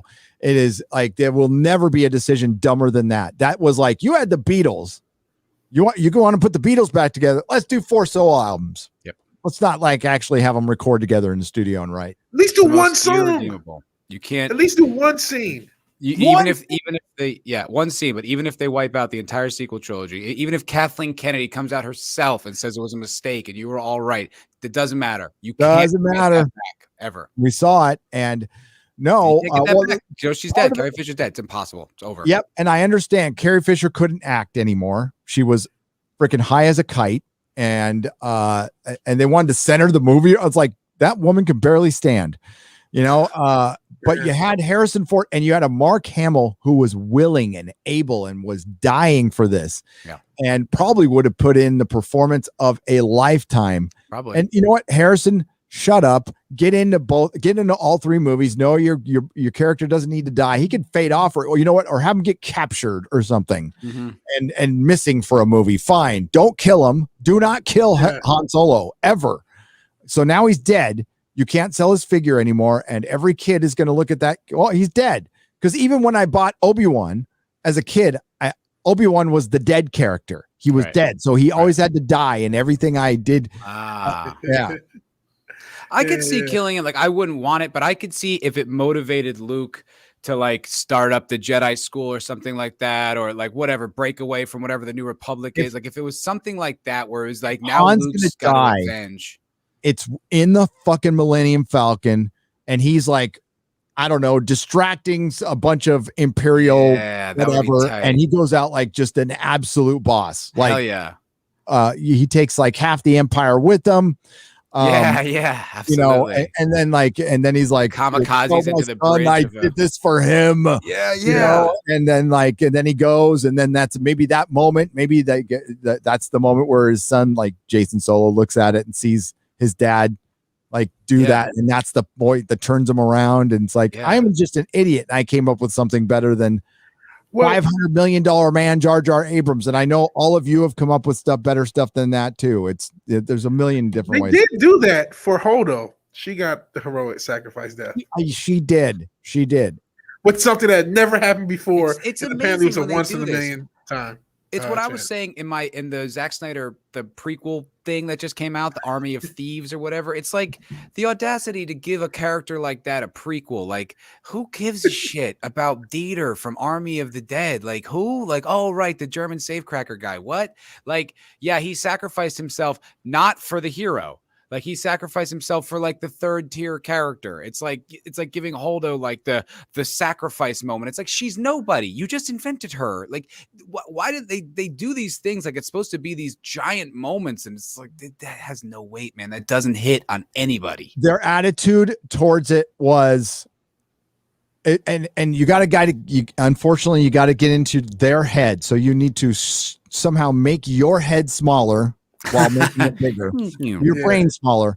So they thought Star Wars is a simple and dumb movie. Yes, because they look at it and they go, "Look at how simple and dumb it is. We can do simple and dumb." Yep. And then they couldn't because it wasn't simple and dumb. But and of all people, it shows Jar Jar Abrams is a fraud. I like he's always been the I'm the Spielberg Lucas guy. He doesn't know the first fucking thing about what he doesn't have any passion. Special. No. He's not a passionate guy. He is a technician. He can put things in an order that's entertaining until you think about it. But it's like, it's all these little gimmicks. It's like in the Star Trek reboot where it's like this ice monster that doesn't even look like it belongs in that environment, just comes out of the snow and chases him. And you're distracted by the fact that, oh, his life's at risk. But then you see him, he does the exact same thing in The Force Awakens where it's like, oh, there's a monster in the Millennium Falcon or whatever was going on. I don't even remember the order, but it's a throwaway monster that has nothing to do with the story. It's just, a gimmick. It's like, God, you suck. Well, that's how JJ writes. He just throws shit at you so you forget what just happened and you don't recognize that nothing is actually good. And on that note, I have a theory on why it's outside of wokeness, obviously. I think that they're writing like set pieces and stupid jokes and then just like saying fuck story and getting things in between it and like using fake story or whatever the hell they come up with. I think you're right. And that's what how the MCU is being run. And if you guys remember, what's Kevin Smith's most famous story? The giant spider. The giant spider. And it was a really insightful story. It shows you how dumb and douchey Hollywood is. John Peters was Barbara Streisand's hairdresser and became a powerful Hollywood producer, and he was a fucking moron. So his kid had a spider story from fucking high school or something like that. So they had to do a report on spiders. So he wanted a giant spider in some movie, and it didn't matter which movie. He just wanted it in a fucking movie. Wanted it in a Superman movie. Didn't get it in that. it ended up in the Wild Wild West, and it made no fucking sense at all. But that's like it's. Well, if you didn't know the story, yeah. So he wanted Kevin Smith to write a giant spider into the Superman movie, and Kevin Smith's like, that's stupid. Why would Superman fight a giant? Although it makes more sense in Superman than it does in Wild Wild West. Yeah. But it ended up in there, and it was there because a producer probably coked out of his ass, got a bug up his ass, and wanted a giant spider in something. And it was probably motivated 99.9% by ego, like you pointed out earlier. Yeah. Maybe merch. Ego. Merch sales. Was the most distressing thing about my time in Hollywood was that it's like, oh my, like you guys don't have any passion for this. You don't even care. This is a social circle you're a part of. No, Robert Meyer Burnett, again, really watch that takedown of Alec Peters from Axonar because it's epic. There's a point in there where I completely disagree with Robert, but he breaks down like what the biggest problem in Hollywood is. Robert says, I am confident in what I do, and my reward is my work. I know I'm good at what I do. I know I can make something shitty average, and I will be happy with that average, and that's my reward. Most people, what you just said in Hollywood, don't want to do that work, but they want the accolades. Yes. And they don't have a work ethic, and they will cut any corners. They don't even care. It's not even interesting for them. It's a merit badge. It's like it's a trinket that they get to, I worked on the new Star Wars thing. Look at me. Something to put on their Twitter. They don't debate this stuff. They don't discuss this shit. Like it's not interesting to them. They all like Friends. You know, like all my time in Hollywood, it was like the amount of people who'd never seen The Godfather. It was like, what are you guys doing? Yes, Hollywood. You would not believe people who haven't seen Star Wars. Yep. But they'll be all about it. But half those people that are all about Star Wars that you see on Star Wars shows and on fucking YouTube or Collider, they ain't fucking seen it. They're not or they didn't see it until they work for Collider. Collider, why did it fail? They saw it once when they were 9 or something, you know, like maybe, but like not seeing The Godfather, like that is like 101 for if you work in Hollywood, film has to be your passion. Yeah. That is arguably the greatest one ever made. Right. Like, yes. And it's not even if you don't agree, you still should go and look just because that's what is considered the greatest. Just to keep an eye. You don't have to like it. You don't have to love Citizen it. But Kane, Godfather. Watch these things. Yeah, there's like a certain, Gone with the Wind. And if you haven't, it should be accompanied with an appropriate degrure of shame. Like, I haven't seen it yet. Made up like, I've seen this and I'm into this. Like, I mean, like one of those three. Like, I have sat through Citizen Kane. I'm not going to say I freaking loved it. I understood it. I understood the achievement of it. I'm not going to watch it again and again and again. There are things that were spectacular in it that I'm like, wow, okay, I get it. Revolutionary. Same with Gone with the Wind. I mean, Gone with the Wind. It's impressive. That and Wizard. I much prefer Wizard of Oz. It's an impressive achievement for when it was made, and there's something really artistic and fun about the sets and how they did everything. But yeah, it's of its time. But Godfather, that's one of those things where it comes on, I stop what I'm doing, no matter what I'm doing. I'm just like, okay, now I'm watching The Godfather. Can't not watch it. I love the I know not everybody, but I like the chronological one for 1 and 2 only. I don't okay. That's interesting. I forgot what they called it, but it's the Godfather Saga where they re-edit it and put it in order. Love it. That's interesting. I've never seen that. I ever saw that version. Yeah. It exists. It was on VHS. There was a time it was on VHS. It's never been on DVD. That reminded me, and this was going back to the conversation that you were saying earlier, and I had no idea that this existed. When you were saying about how like the trinkets and the bells and whistles with the comic books and stuff like that, that there's a Misty 3K style like commentary from the original Ghostbusters. Like, yes, there was a Ghostbusters, I believe it was 10-year anniversary DVD. There is an MST3K commentary with Harold Ramis and Ivan Reitman. So they're just like they're making fun of the movie, like the Misty 3K you guys see their do? silhouettes and they're doing commentary. What? That rules. Yep. That is so amazing. Pat, you'll get chat. I can't remember if it was the 10-year anniversary. It's on a DVD. It's not on a Blu-ray. I don't know if they ever put it. I can't believe they haven't put. I have the 4K one. I don't know if they put it on that or not.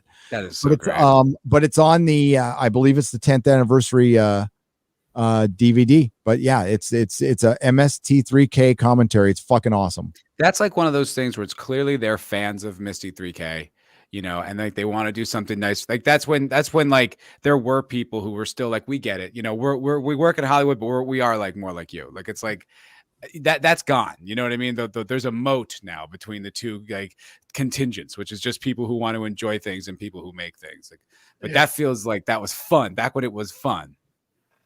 Yeah, shout out to Sander Hammerslag, who says they have those DVDs. Awesome.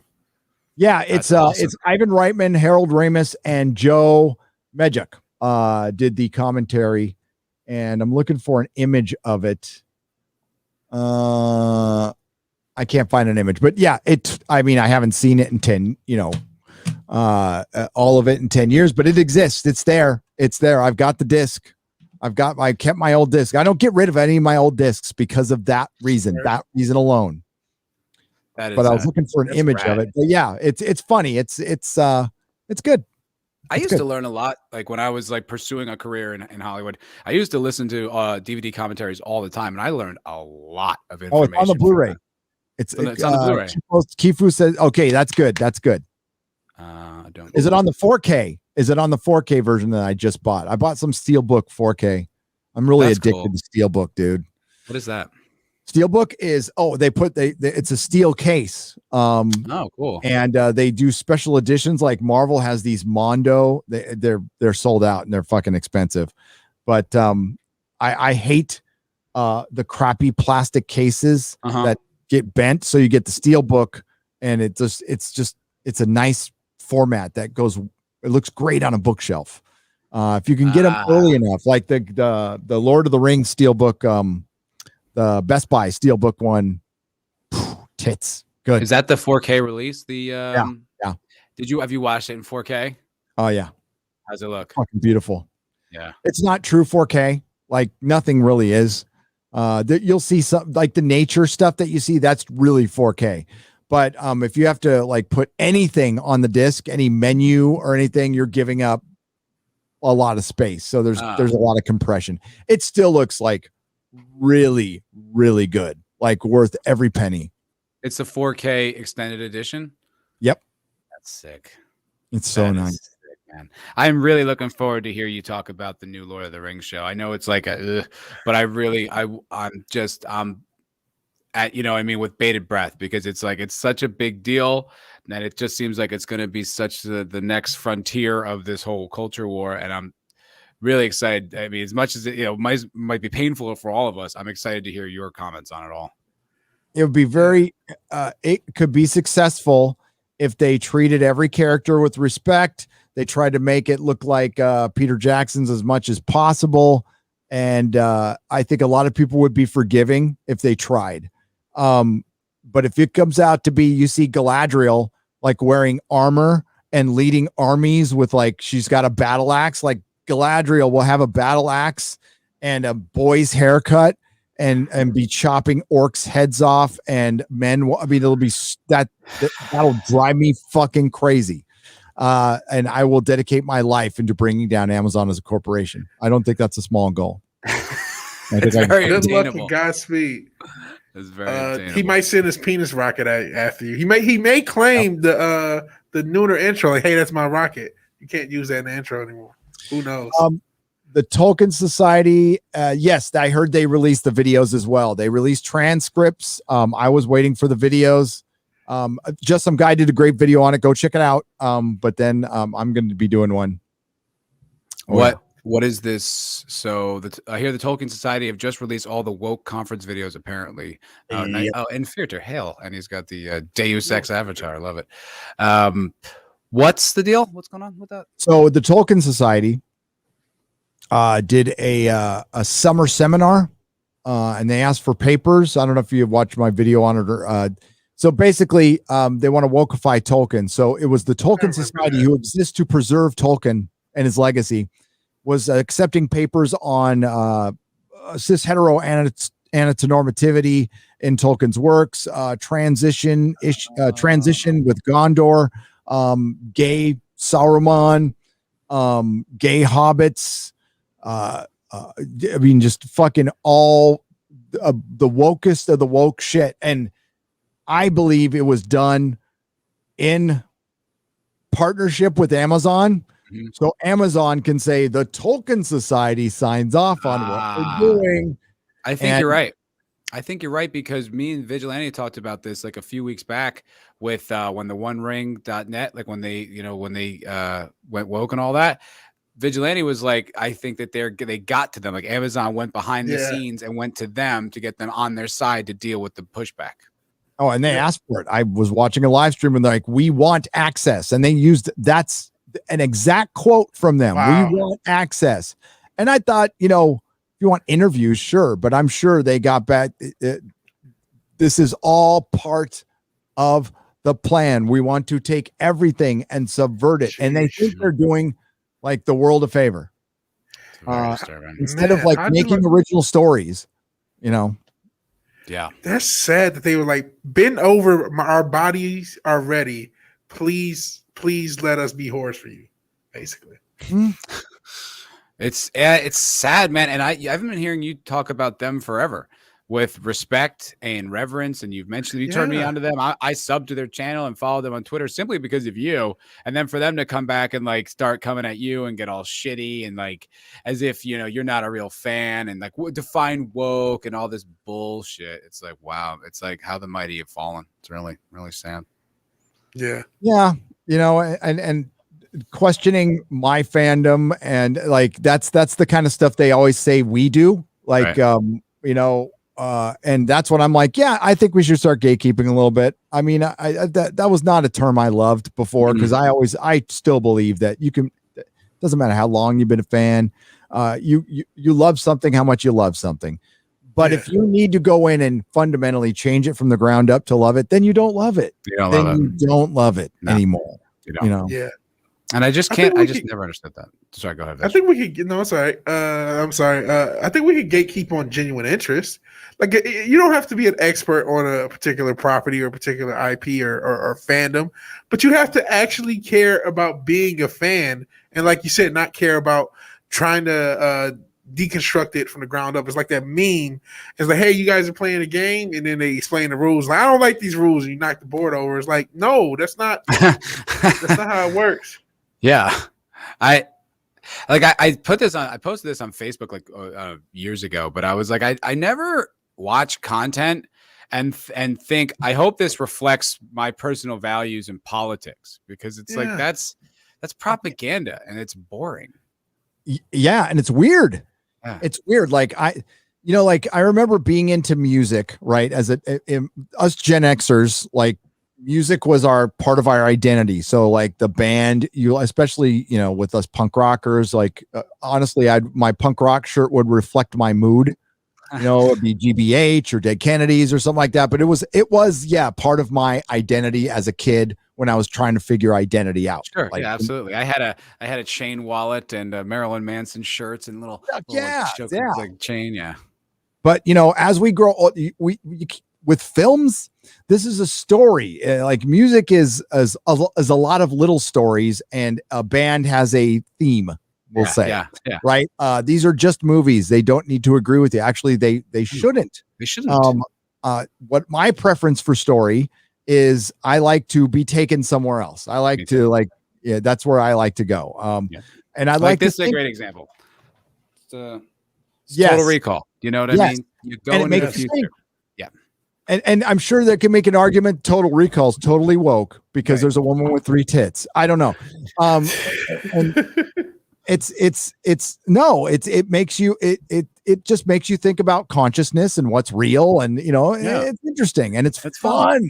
It's fun. And that's my favorite thing of entertainment. I mean, like I used to watch all the award movies, because I felt like I had to, as like a professional responsibility. Like I'd watch all and after a while, I'm just like, I just want to watch what I want to watch, which is, fun. I want to watch the genre stuff. I want to watch, Sin City, and I want to watch all of, Tarantino's I just got movies. Sin City too. Sin City was fucking good. Yeah, I love awesome. It is So pure good. Frank Miller. And you know what? Ghostbusters Afterlife. It looked fun. It looked fun. I don't give a shit about the kids or anything else. Yeah, that's a damn good movie. And you know what? That movie, it wasn't the biggest like financial success in the world, but oh my God, did it sell fucking books. Yeah. Like, it was like printing money. I could not keep those. Dark Horse, bless their heart, overnighted me Sin City volumes. I'm like, send me a box. Just what's in a box? They're like 50. I'm like, give me a whole fucking box. And I would sell them. And it was weird. You know, what's in the box? It's weird that it got to the NPR crowd for some reason. And so I had all these like affluent San Franciscans coming in there going, do you have it at Sin City? And I'm like, yeah. Boom, boom. And it was great. It was great. And Watchmen did the same thing. Like Watchmen, like, you know, I sold that book a lot anyway, but damn, did that sell books. And the only Marvel movie that ever really moved any books was the first Iron Man. Yep. And after that, it wasn't like if you get a singular story with a graphic novel, it can move stuff. Well, I think it's kind of like, if you're just sort of a casual superhero fan, how much do you need? I mean, they put out, 4 movies a year or whatever. Like you're not like dying for content. It's like, one of my favorite comedians is Jim Norton. And I never listen to his stand-up because it's like, I have 3 hours a day with him and Jim and Sam, or when he was on Opie and Anthony, it was like 4 or 5 hours. Like, I don't need any more Jim Norton. Like I get more than I can possibly need. So I think that's kind of what it comes down to. It's like, well, if you oversaturate the market with, Marvel content, they don't need more books. I think some of that's that, but I think the real issue, and you can make I was going to make the argument, this is probably the second worst decision, is they kept changing all the characters. If you go in for Iron Man and it's Riri Williams, you're gonna like, what the fuck is this? You know what I mean? So like, there was a point where they definitely got oversaturated, where it was like every 3 months. But for the first 5 years, where it was like, you get 1-2 movies a year, they could have sold more comics if they were like lining their comics up better with the movies, and they didn't. They started to treat their comics like actually, now that I think about it, they use their comics as a way of starting what we have now in the culture war. They start just killing. They killed Spider-Man. They killed, and I mean like his character with One More Captain Day. America and all that. Yeah. Just start destroying characters and replacing them, instead of embracing them and saying, hey, don't you want to see this Marvel movie? Don't you want the comic? You know what I mean? It's insane that they did that. Yep. They were never in sync. And the one time they were in sync, Iron Man sold. I was selling when it first came out, people were like, what's this Iron Man character? And I thought that thought it was hilarious. And, I felt vindicated because as a kid, I just remember like Iron Man should be like so popular. I don't know why Iron Man isn't popular. I just don't understand it. And it's because Iron Man didn't have any great stories. Had some good ones, but they never put a lot of emphasis in it until like a little later on. But, I didn't really know much about him. I knew him like as an ancillary Marvel character because, like I said, I'm basically a comic book normie. I had like a time when I was a kid, but for the most part, I just did other stuff, video games, Star Wars, that type of shit. But it was like, I remember when that movie came out, I was like, oh, really? I guess they're going with that hero. Like, okay. And then he became so cool. And all of a sudden, it's like Iron Man's like the fucking man. It became one of the coolest heroes. Oh, look at that. Oh, let me see that. Is that a retro? Well, they got these what are they? These Marvel Legends. They're like the smaller, like 3.5 Kenner style figures, and they have these sweet. And they're like cheaper because like action figures are like insane now. Yep. And these are like $10. And yeah, the packaging. Is it at Target or Walmart? I got it off of Amazon. Amazon. There you go. That is the best Iron Man costume right there by far. Yes, the classic one. I love this one. And I'm trying to find like a real size figure of this is like impossible, like $50. The Marvel Legend, it's maybe find it loose. If you can find it loose, you get it a little cheaper. Okay, so you liked Opie and Anthony? Huge. I'm a huge Anthony Cumia fan. I subscribe to Compound Media. He's got his own thing now. He's freaking great. Oh no, I know. I actually reached out to Drew, their producer, on your behalf, just because Oh, I'm like, wow. this guy's such a big fan, and like, maybe they could do something together. They both love Star Trek. I don't know. I was just like so excited when I heard you say that one day, and like I used to be roommates with Drew back in New York. Oh shit, he Oh, emailed wow. me and I emailed him back, but we played tag and then we both kind of. Well, I'll try to email him again. Oh, But that'd be rad. Chrissy Mayer is on Oh, yeah? Compound Media too. Yeah, Oh, yeah? yeah. So I first would- heard of her because I still listen to Jim and Sam. So like she was on that show and I was like, this chick's bass. Like she was at the Capitol riots. And like, she was just there as a protester and just saying like afterwards how much she got treated like shit from people and like got blacklisted and people were like Yep. calling up clubs where she was performing. And I was like, wow, I'd really like to talk to her. And then I heard her on FNT, like, 2 months later. I was like, whoa, Yeah. worlds collide. That's And awesome. she came on our show. And she did come on the show. I honestly, I knew the Wet Spot show, right? But it's not like a show I tuned into because like Sure, that's yeah. not my thing. I'm a Totally. married guy, but I knew she was there. And then all of a sudden, I'm on. It was after the Gina Carano thing, and Jeremy from the Quartering invited us all on his channel for that was an epic stream, by the way. Cool. And then she was there, and Awesome. that's how I found out about her. And I'm like, oh, she's fucking hilarious, man. She's fucking hilarious. She fits in so well on FNT too. Yeah. I'm texting while I'm on the live stream. I'm like, we got to get her on. And I text Jeremy too. Like, we got to get her on, dude. Like, we got to find a way. She rules. Yeah. Yeah. She fits right in. And it's like, she's not particularly into like Marvel or Star Wars, but she just gets the vibe and she just can hang. And her and Ryan going back and forth. It's rad. Yep. And she watched Loki. I mean, like she watched Mandalorian. She watched the Loki, the Loki. So she'll watch the Loki show. And no, she'll do enough to where it gets, I mean, like, yeah, we get deep and we're always going to do that. And I hope people are always prepared for us to get deep into the nerd, like deep in. Yeah. Yeah. Balls deep. I do hope you can get something going on with Anthony Cumia, whether you go over there or you even just have like a private stream or something like that would be awesome.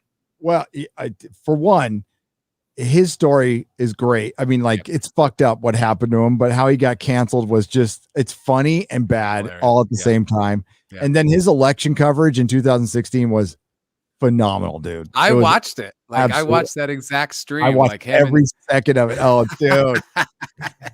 him and DePaulo just getting super pumped. Like he could take it. Like just look and then them just like it was a sports team. That's so great. No, and then and they would also have Gavin. They had Gavin on, Gavin McGinnis. Right. Yep. Yeah. I'm a big Gavin fan. I watched the birth of the Proud Boys and how it started out as just a drinking fucking men's club. Yeah. I remember that. Yeah. And how the media spun it and what it turned into. Remember the initiation for the Proud Boys was you had to name like 5 breakfast cereals while somebody's punching you. That was the initiation for the Proud Boys. And they would meet and play pool and drink, and they wouldn't even talk about politics. So and it turned into, but then, it got coerced and whatever happened. Yeah, some people took it, but it was even more like when I first heard about that, it was like he was talking with, it was one of the producers, right? Who was kind of like effeminate. And he was talking about, it was some old movie, like Be Proud of Your Boy or something. It was a Disney movie. I think it's a Disney movie. And there's a song called Proud of Your Boy. Yeah. And they'd always play it for his producer who would never get laid or something like he had no game. Right. It was just super innocent. Like it was just him teasing his producer friend. And then like they make him like out to be the head of the KKK. You're like, what are you talking about? Are you kidding me? He's teasing this guy. Gavin has some of the most insightful fucking videos, period, out there. Like, and he was one of those guys who was there. He was fucking Vox, right? Magazine. Vice. He came from Vice. Yeah, he helped start it, didn't he? Yeah, he's a co-founder. Yeah, he's a co-founder, and he's an old punk rocker. He's an old fucking punk rocker. Like from what it used to be when he started it to what it became. Like Ryan Long like covers those videos on his channel now, like on his, it's just like you can't believe what their points of view are. Like there was an old one I was listening to the other day, and the article was like why some men are choosing to cut their penis off and trying to spin it. And it wasn't trans people, by the way, because they referred to them as men. It was just how some men were voluntarily like cutting their penis off. Like there was this new trend. Leave Daniel Kibblesmith alone. But that's wow. I never heard of it. It was nuts. It's Wow. pretty I mean, there's so much mental illness out there right now. I mean, it's just, and we're like, yeah, come on, be mentally ill. It's fine. It's good. It's a or good now thing. it's used as an excuse. Like, I know I was a complete asshole, but I was mentally ill. So you need to treat me with respect now. It's like, no, you were still an asshole. Yeah. And it's probably someone else's fault. You know, it's probably the patriarchy anyway. Damn patriarchy. Yeah. Yeah. I don't know if how much longer we have you for, Gary, but I did want to read a few more super chats. I got a few more minutes and then I got to run. All right. So I think let's hang out with you for a little bit. Once you go, we'll catch up on the super chats. We can just bask in the glory that is Gary for the next. Oh, stop it. I'll come back. There's no glory here. I'm just a fucking fool. I am proof that anybody can make it on YouTube. I am if I can get subs it's this, I don't know how to put it. It was a good connection, I guess, at the right time. I have no fucking idea. I try not to question it too much. I'm always kind of waiting for the lightning to strike. And I'm sure it will someday. And I'm trying to enjoy it as much as I can. But like, I guess keeping at it, as long as you're having fun, keeping at it. And like, I went years without anything happening. So like the channels was created in 2014 on January 7th, 2014. Wow. And it didn't start getting any traction until late 2018. So it was like 4 years. Yeah. 4 years. A long time. I mean, I remember hearing you say like it was how long before you were even over like 1,000 subs? It was you like said 2 or 3 years. Yeah. 3 years. Wow. That's wild. Yeah. I mean, just considering what you are now, like that's nuts, man. And I owe a lot to you. Like, you know what I mean? Like I said it off air earlier, but it's like you pushed me over, you helped me get over 1,000 because of the shout out for the Bill Burr Carano video. Now this, I mean, I feel like I just pulled like 1,000 subs from you just hanging out. So yeah. And thanks, I've gotten Gary. a lot of subs. You shouting me out and having me on your member streams giving me a lot of subs. And just like I said, you're one of the main reasons I decided to do this YouTube thing. And then there's the shout out, and then there's you guys are able to keep them there. See? So, and I think, I see something in you guys that I think it could be successful. I think it could actually really work and go places. So damn straight. We're awesome. Woohoo. Yeah, Culture Crime Fighters, baby. Every Wednesday, either on this channel or Vigilante Williamson's channel. Yeah. Sub to me. Sub to Vig. So you can watch this greatness next week. We do have a guest. I hate saying who our guests are because I don't. Yeah. He's confirmed, right? We can announce it. He did confirm, yeah. Let's do it. Yeah. So Gary, I thank you again because we're stealing another guest. Clifton Duncan is supposed to be on next week. Ooh, so next week on my channel, sub to me. You'll see us with Clifton Duncan, and then the next week after that, we have another guest, right? You have a comedian that's supposed to be on. I don't know if it's that week or the week after. Haven't confirmed with him yet, so let's not announce him yet. But he's he's a comic friend of Nick DiPaolo's. I can say it. He said he'd do the channel. This guy Jay LaFar. He, I met him at a comedy show the other day, and he was really cool, really like so abrasive on stage, and then so really nice and kind off stage, and agreed to do the show. So he's a great dude. So he's gonna do it hopefully in 2 weeks, but eventually. Yes. Clifton's awesome. He is awesome. Yeah. He's awesome for saying yes. He's coming back. He'll be on. I can't remember what date he's back, but he's coming back in the next 3 weeks. Dope, dude. He was great. I love that guy. Like hearing like the Cameron Pashas of the world, the Clifton Duncans, like the people who like lived in that industry, because it's like I couldn't have any of these conversations with almost anyone that I knew out in like LA. Like I could have to, I'd have to know you for like a while to make sure that I could, you know what I mean, really trust you. Not get stabbed in the back. Yeah. Mm-hmm. I learned so early on, like not to trust anybody. Just absolutely nobody. Even the people I really liked, I kept them at arm's length. Smart, man. Yeah. Because I mean, like it's so competitive. Like people will stab you in the back for a $16 an hour job, temporary job. Like it's that competitive. You told that story. Yeah. And it's mad clicky. Like I noticed how clicky it is. Like it's a cult. Like it is that kind of vibe. And it's like now that it's very feminine, like it's very female run, like it's like the chatting thing. Yeah, it is like the Mean Girls. It's like a knitting circle. Like they'll go talk behind your back and, oh, did you hear? Like there was a rumor that I was a Trump supporter, which like I wasn't. But I mean, like I also like not hating on the guy. Like I got super excited when like he got elected because all the people I hated were just having an absolute meltdown on Facebook. I was like, this rules. But then they I guess I liked a post or something. I don't know where they got this impression from, but like my acting school was like a light with the reality that maybe I was a Trump supporter. Like they just go and they gossip and try to kick you out. Fucking what? So what? That stigma has got to stop. It's wrong side of history. You bigot. Fucking dude, this whole January 6th bullshit. It's like, what about I don't know, March 1st through fucking September 30th or up until election night when, I don't know, the rest of the cities were burning. We're not going to get any conferences on that or anything, but we're going to talk about the 6th when the politicians were threatened, but fuck the people. Right. When the people were murdered. Murdered. Yeah. Dying. Fucking murdered and their lives destroyed. Yep. It had effects on businesses across the country. I was just watching a video today. Somebody posted of this poor old lady. She was black. She was crying. She lived in Minnesota in that neighborhood. And she's like, I got nowhere to shop now. That Office Max is where I shop. And it was heartbreaking to watch that shit. It was absolutely like heartbreaking. Yeah, and somehow occupying a police station for political cause is not domestic terrorism. That's not domestic terrorism. Or never forget Mad Maxine literally inciting people to fight Trump supporters and fight people. And not only that, you mentioned the black, like a lot of like I even made a video about it like a way back. And then not to get political, this is Matt's channel. On my channel, I say whatever the fuck I want. We talk. So Antifa essentially did a Tulsa-esque thing because a lot of the neighborhoods and BLM too, a lot of neighborhoods they were tearing up were black-owned neighborhoods. I remember I did a video and it was this guy going through Kenosha and showing all the black and Latino businesses that were burned down. All the local grocery stores and local businesses burnt down to a crisp. They're gone. They can never get back. And they're saying insurance because white supremacy. Are you fucking kidding me? Yep. That doesn't count. Nope.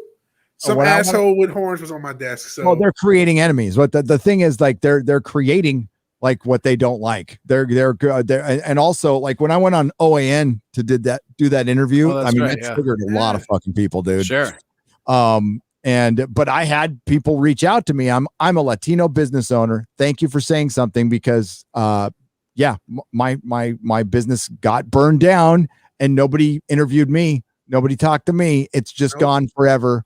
I've got nothing now. It was like, I mean, like you get those emails, like, how do I even fucking respond to this? Like, I just say that, like, I'm sorry. That's heartbreaking. And like, that's what, we do that on such a small level here in the with entertainment, with pop culture. And that's why we got to support the channels that go out there and risk it in politics, like comics goes out there. He talks about the Great Reset. He knows the clock is ticking on him, talking about the great, if you're going to talk about the Great Reset, make sure you got your day job going. That's probably an important thing because you're not going to be around much longer. But yeah, we got to support comics and doing that stuff. And VW talks about that stuff. Yeah. Even though I've went back, but I've been on Comics Division's channel a bunch of times talking about a lot of this really, really, really fucked up societal engineering, the World Economic Fund. I've seen it in the chat. People talk about it. It's some really Agenda 2030. What they've done is really, really, really evil. Evil, yes. It confirms every conspiracy theory I heard and threw out. Like, okay, this will never happen. It's like, no, it's happening now. Ones I thought were here it is. Well, I'm like, yes, I believe in aliens, but that's bullshit. And dude, there's a show. It's fucked up. This Central Dildo recommended it to us to watch it. It was this BBC show. Do you remember what it was called? I can't remember the name of it. It was something like Outbreak. What the hell was it called? No, it was Central about. Dildo, you're here. Yeah, let us know. Here, man. What was the name of that BBC show you told me to watch? And if evil is a thing. It was about this comic book that and there was like this the sequel to this like really low Utopia. That's right, Utopia. Yeah. Did you ever see that on the BBC? No, I've heard of it though. Is it about good? This, like, yeah, I mean, it's fucked up, dude. It's like it's about this comic book that, like, I guess people keep getting murdered over, like this sequel to a original comic book, and then it's all tied into this plague, this global plague that isn't really a global plague, but they're trying to convince people to take a jab, and it's just like, oh wow, yeah, wow. This has nothing to do with reality. This is a fictional thing, ladies it's and gentlemen. wild, man. We're talking about Utopia, Susan. You're not my mom. I ain't calling you Mama Susan, but Susan, we're talking about a fictional thing.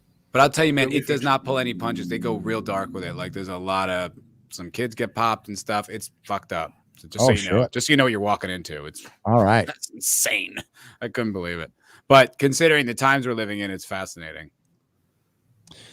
Yeah. Damn. Yeah. But yeah, I got a jet, guys. All good, brother. I'm sorry I'm bailing early, but good. Thanks for having me. Thank you for being here. To both of these guys. I'll come back, dude. Like we'll do something in the future.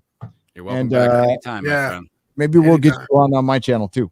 So love it. I would love. Yeah. I would love to. We would love Thanks, to. Gary. And I'll see you in Vegas, my friend, for sure. Yes. Yes.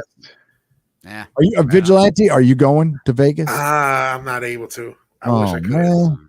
I really could. Next year, if you there will be a next year. thing. We're gonna make it a yearly thing. Hell yeah. Okay. Yeah. Well, thank you, Gary. Thank you so much, man, for coming by and bringing all these people. This is amazing. Oh, well, thanks for having me on. Thanks, chat. Take care. There's Comics Division right there. Look at that. Yeah, Comics Division. And Eric K. And thanks everyone in the chat. Take care, everyone. Bye-bye. Thank you, guys. Peace. All right. Thank you, Gary. That was awesome. That was incredible. That was incredible. Please stay. I know you're all leaving. Stay. Stay.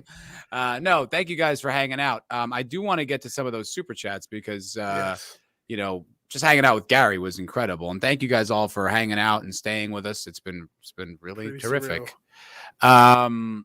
Okay, where were we? Because all right, I got the last one I read was friend Holy Terror. Okay, this is from Korea Smith for $10 US. Thank you so much. It says, hope things go well with your friend. Hail Foulball and Gary. Keep fighting the good fight. Quote, we are at war. We 100% are at war. And I think that this is one of the places where we can actually, fight it and discuss it in a way that's, free, like unencumbered, like unentangled with some other like agenda or some corporation's, leash, and you can always see that type of shit at Comics Division's channel, Hail Comics. Yes. And check out Comics Division's he's channel. often on this channel that I'm frequently on. Yeah. So please check it out. Yeah, I did want to say one more time, just for the all the super chats that are being raised today are going to help my friend. She is a person that I know here in Austin. She's a wonderful person, good friend of mine, and she's has to have an invasive surgery. She doesn't have any health insurance, and she works in food service, so she is going to be out money for the surgery and then out money for all the days that she can't work. So any super chats that get donated, that get given to me today are going right to that charity. And if you guys have a few dollars you can spare, the GoFundMe is in the chat. So if that's something you can do, it'd be very greatly appreciated. Yes, we appreciate all the super chats we've gotten and the direct donations. Thank you all for all your support.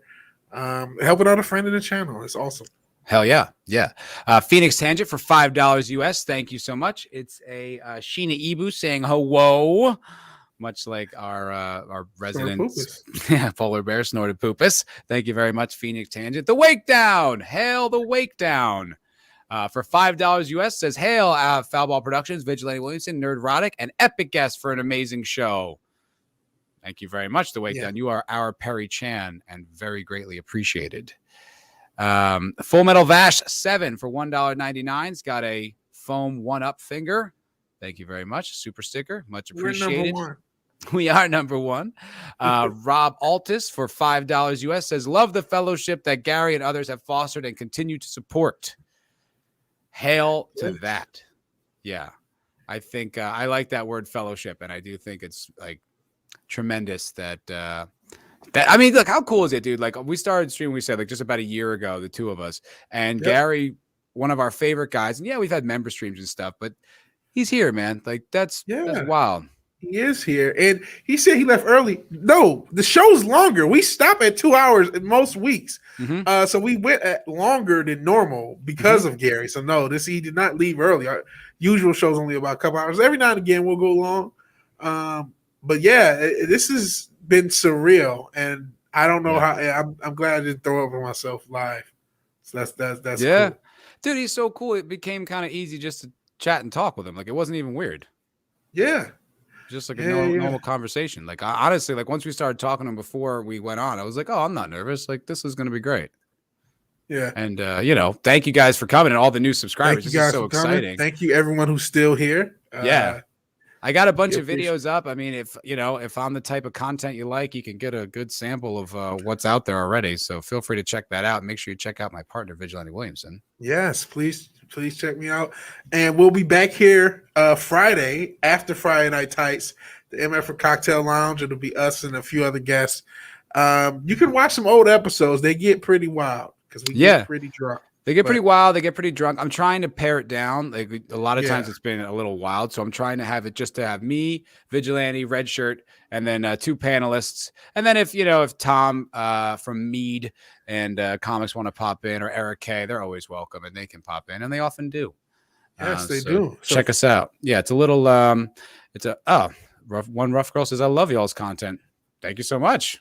Thank you, One Rough Girl. Much appreciated. But yeah, if you guys don't get enough streaming on FNT, feel free to pop over and see the MF for Cocktail Lounge every Friday night at 9:30 Central.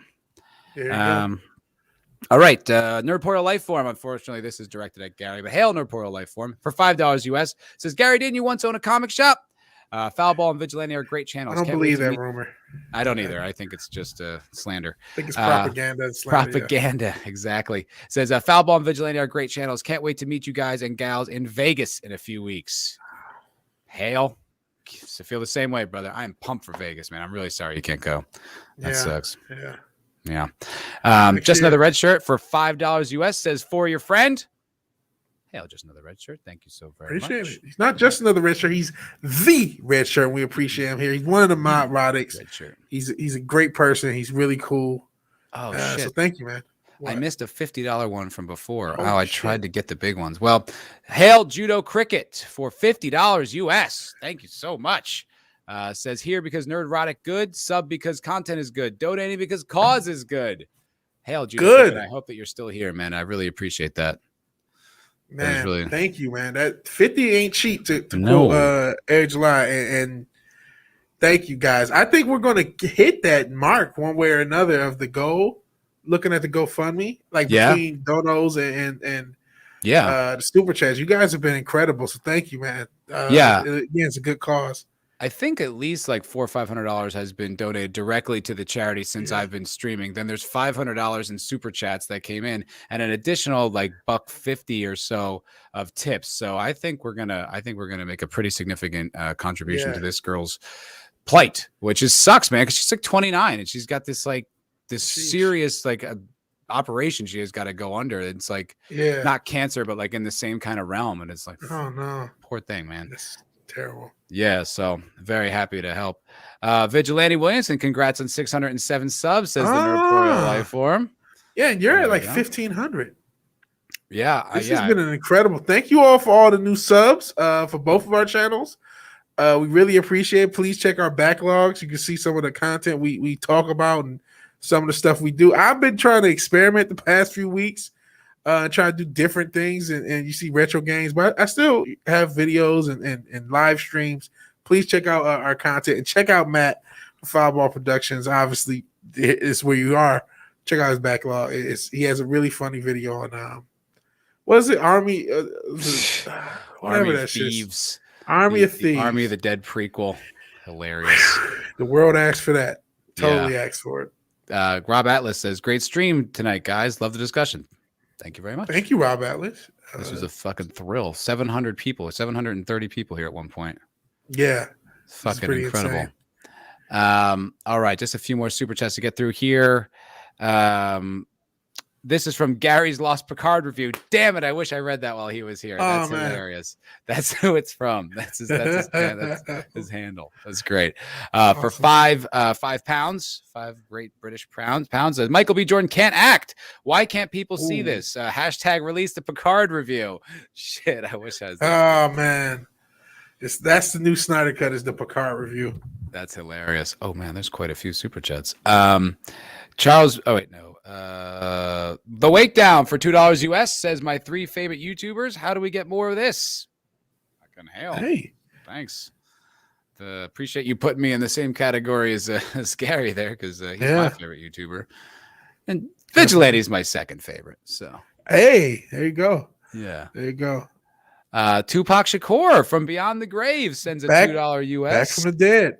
He says, "Hail my dear friend Vigilante Williamson. Love you guys." I didn't know you were friends with Tupac. Yeah. He calls me from Cuba. He's not dead. Okay, all right. It sucks right now because Cuba's in a bad way, but yeah. Always was a big fan of Tupac there. Tupac Shaker. The Islington girl, longtime fan of the channel. Love you, good dear. Good to see you. For $5 Canadian, says a little bit to help with a heart. Thank you very much. Phantom Mercenary for $1 US. Doesn't say anything, but just a super chat. Thank you very much. Every dollar counts. Thank you, Phantom Mercenary. Dollar counts. Radio Man 1017 for $5 US. Thank you for that. Says Nerdist just posted the question: what character would you like to see in the Master of the Universe Part 2? Most replies are He-Man. Hail, Foulball Productions. What? Hail, Nerdrotic. Thank you, Radio. You Man. mean they want to see He-Man on a He-Man show? Who would have fucking thought? Pretty fucking crazy. Pretty crazy. Best time is now for $10 US. Thank you very much. First time visitor here. If Nerdrotic is here, it can't be that bad. Haha. Thanks. Hey, I'll take it. If Not I get that bad. Hey, get the Nerdrotic endorsement. That's pretty. I'd take it. I would take it if it wasn't me. I'd be like, who's this channel? I'll check it out. Yeah. That's how I found Nick Weiser. It is. Yeah. And just the fact that he promoted us during the nooner and cut the nooner short to come here. Like, listen, I know there's a lot of people who may have their issues or whatever with people, but like, Gary is a genuinely good dude. He's a really, really good dude. So thank you all who know that and came along. But yeah, Gary's the man. And you know, while you're reading super chats, I don't know if he's in the chat. I've been looking for Glenzer because like like I said, I do retro stream. Glenzer accidentally sent you a super chat, which I don't mind, but I want Glenzer to know I did not ignore your super chat. You sent it to the wrong person. So if you watch this in the playback or you're in the chat, Glenzer, I'm sorry, bro. You sent the wrong super chat to the wrong person. So I said it. I hope you can. I hope that message gets to you to the airwaves. But thank you for it anyway. I like that Sencha Dodo, staying true to himself, says, fun fact, Matt was hard during the whole stream. Never change, my good man. Never change. And you can see more of his antics every Friday at the MF Cocktail Lounge. All right, just a few more here to get through. First time visitor, some friends. Hail, Gary, Christians. Okay, from Holy Whatever for $4.99 says, hail, guys. Here's just a small Get Better card from Russia with Love. Hail, comrade. Thank you. Thank you very much. Comrade.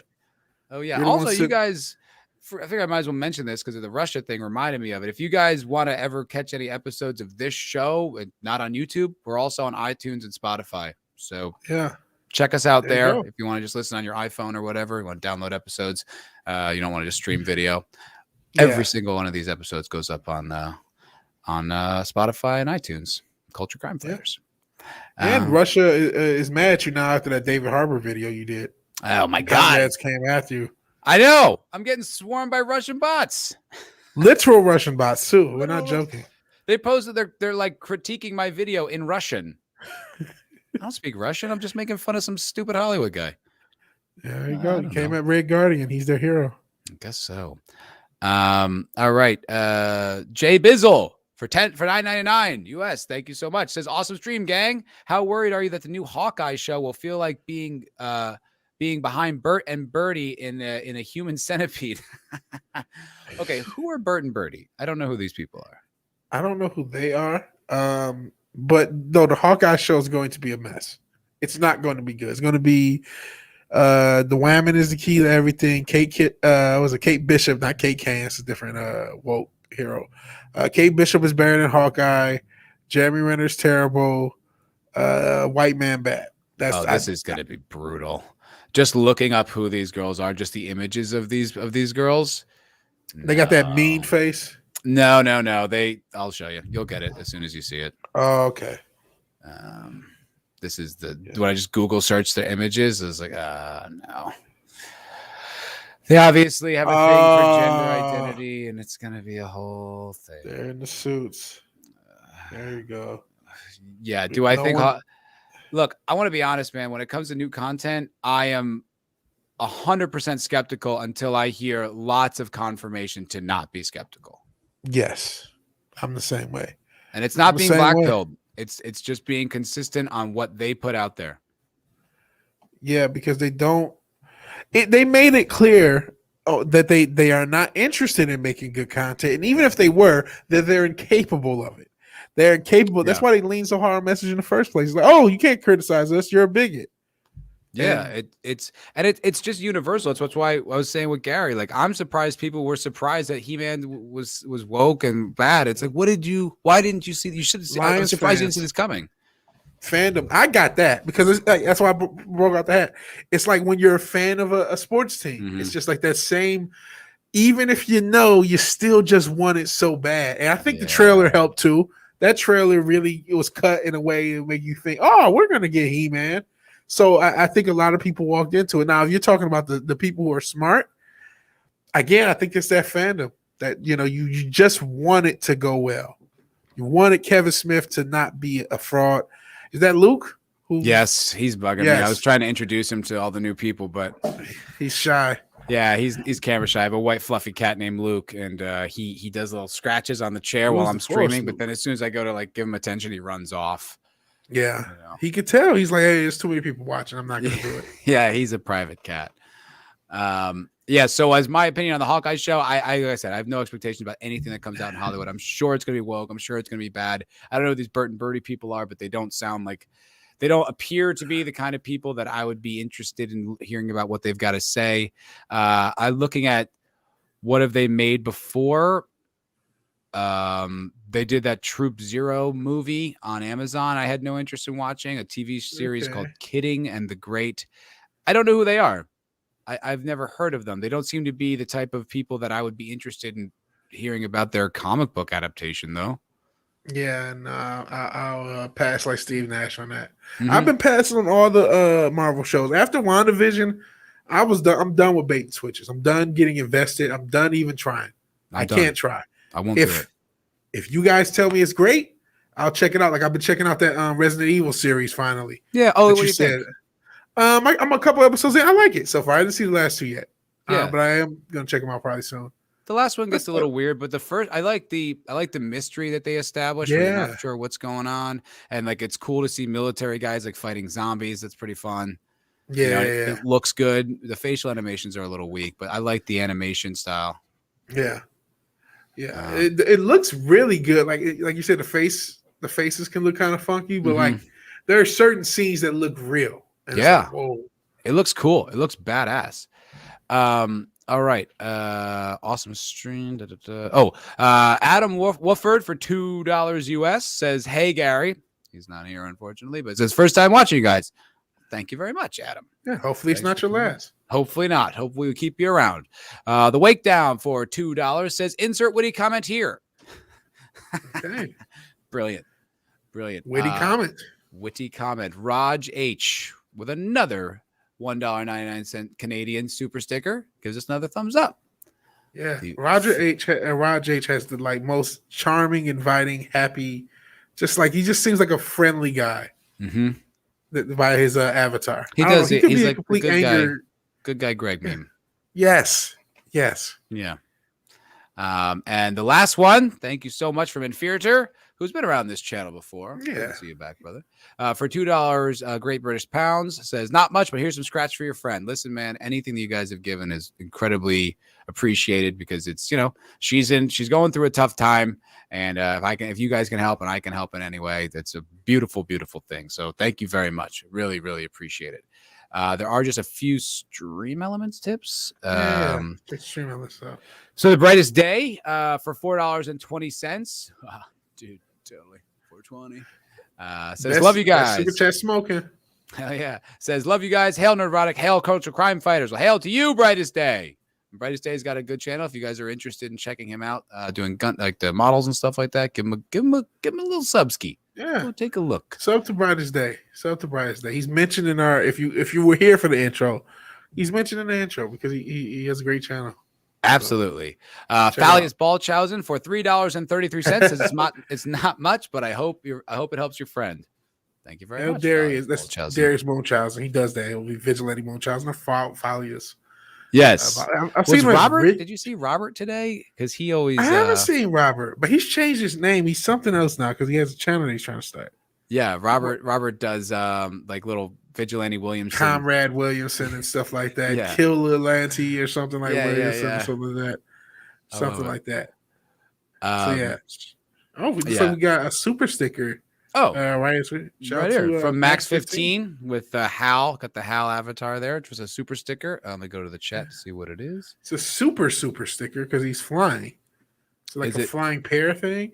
It hasn't loaded. Oh wait, where are we? Yeah, I see it. I see like a pear or whatever.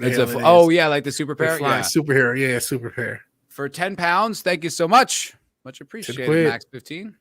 You're a good bloke. You're a good bloke. You're a good bloke. You're a jolly good bloke. Anthroparian. Hail Anthroparian. Sent a super chat in. You want to talk about early? He was one of the first people to sub to me, like the first 20 subs. Anthroparian. Yeah. Shout out to Anthroparian.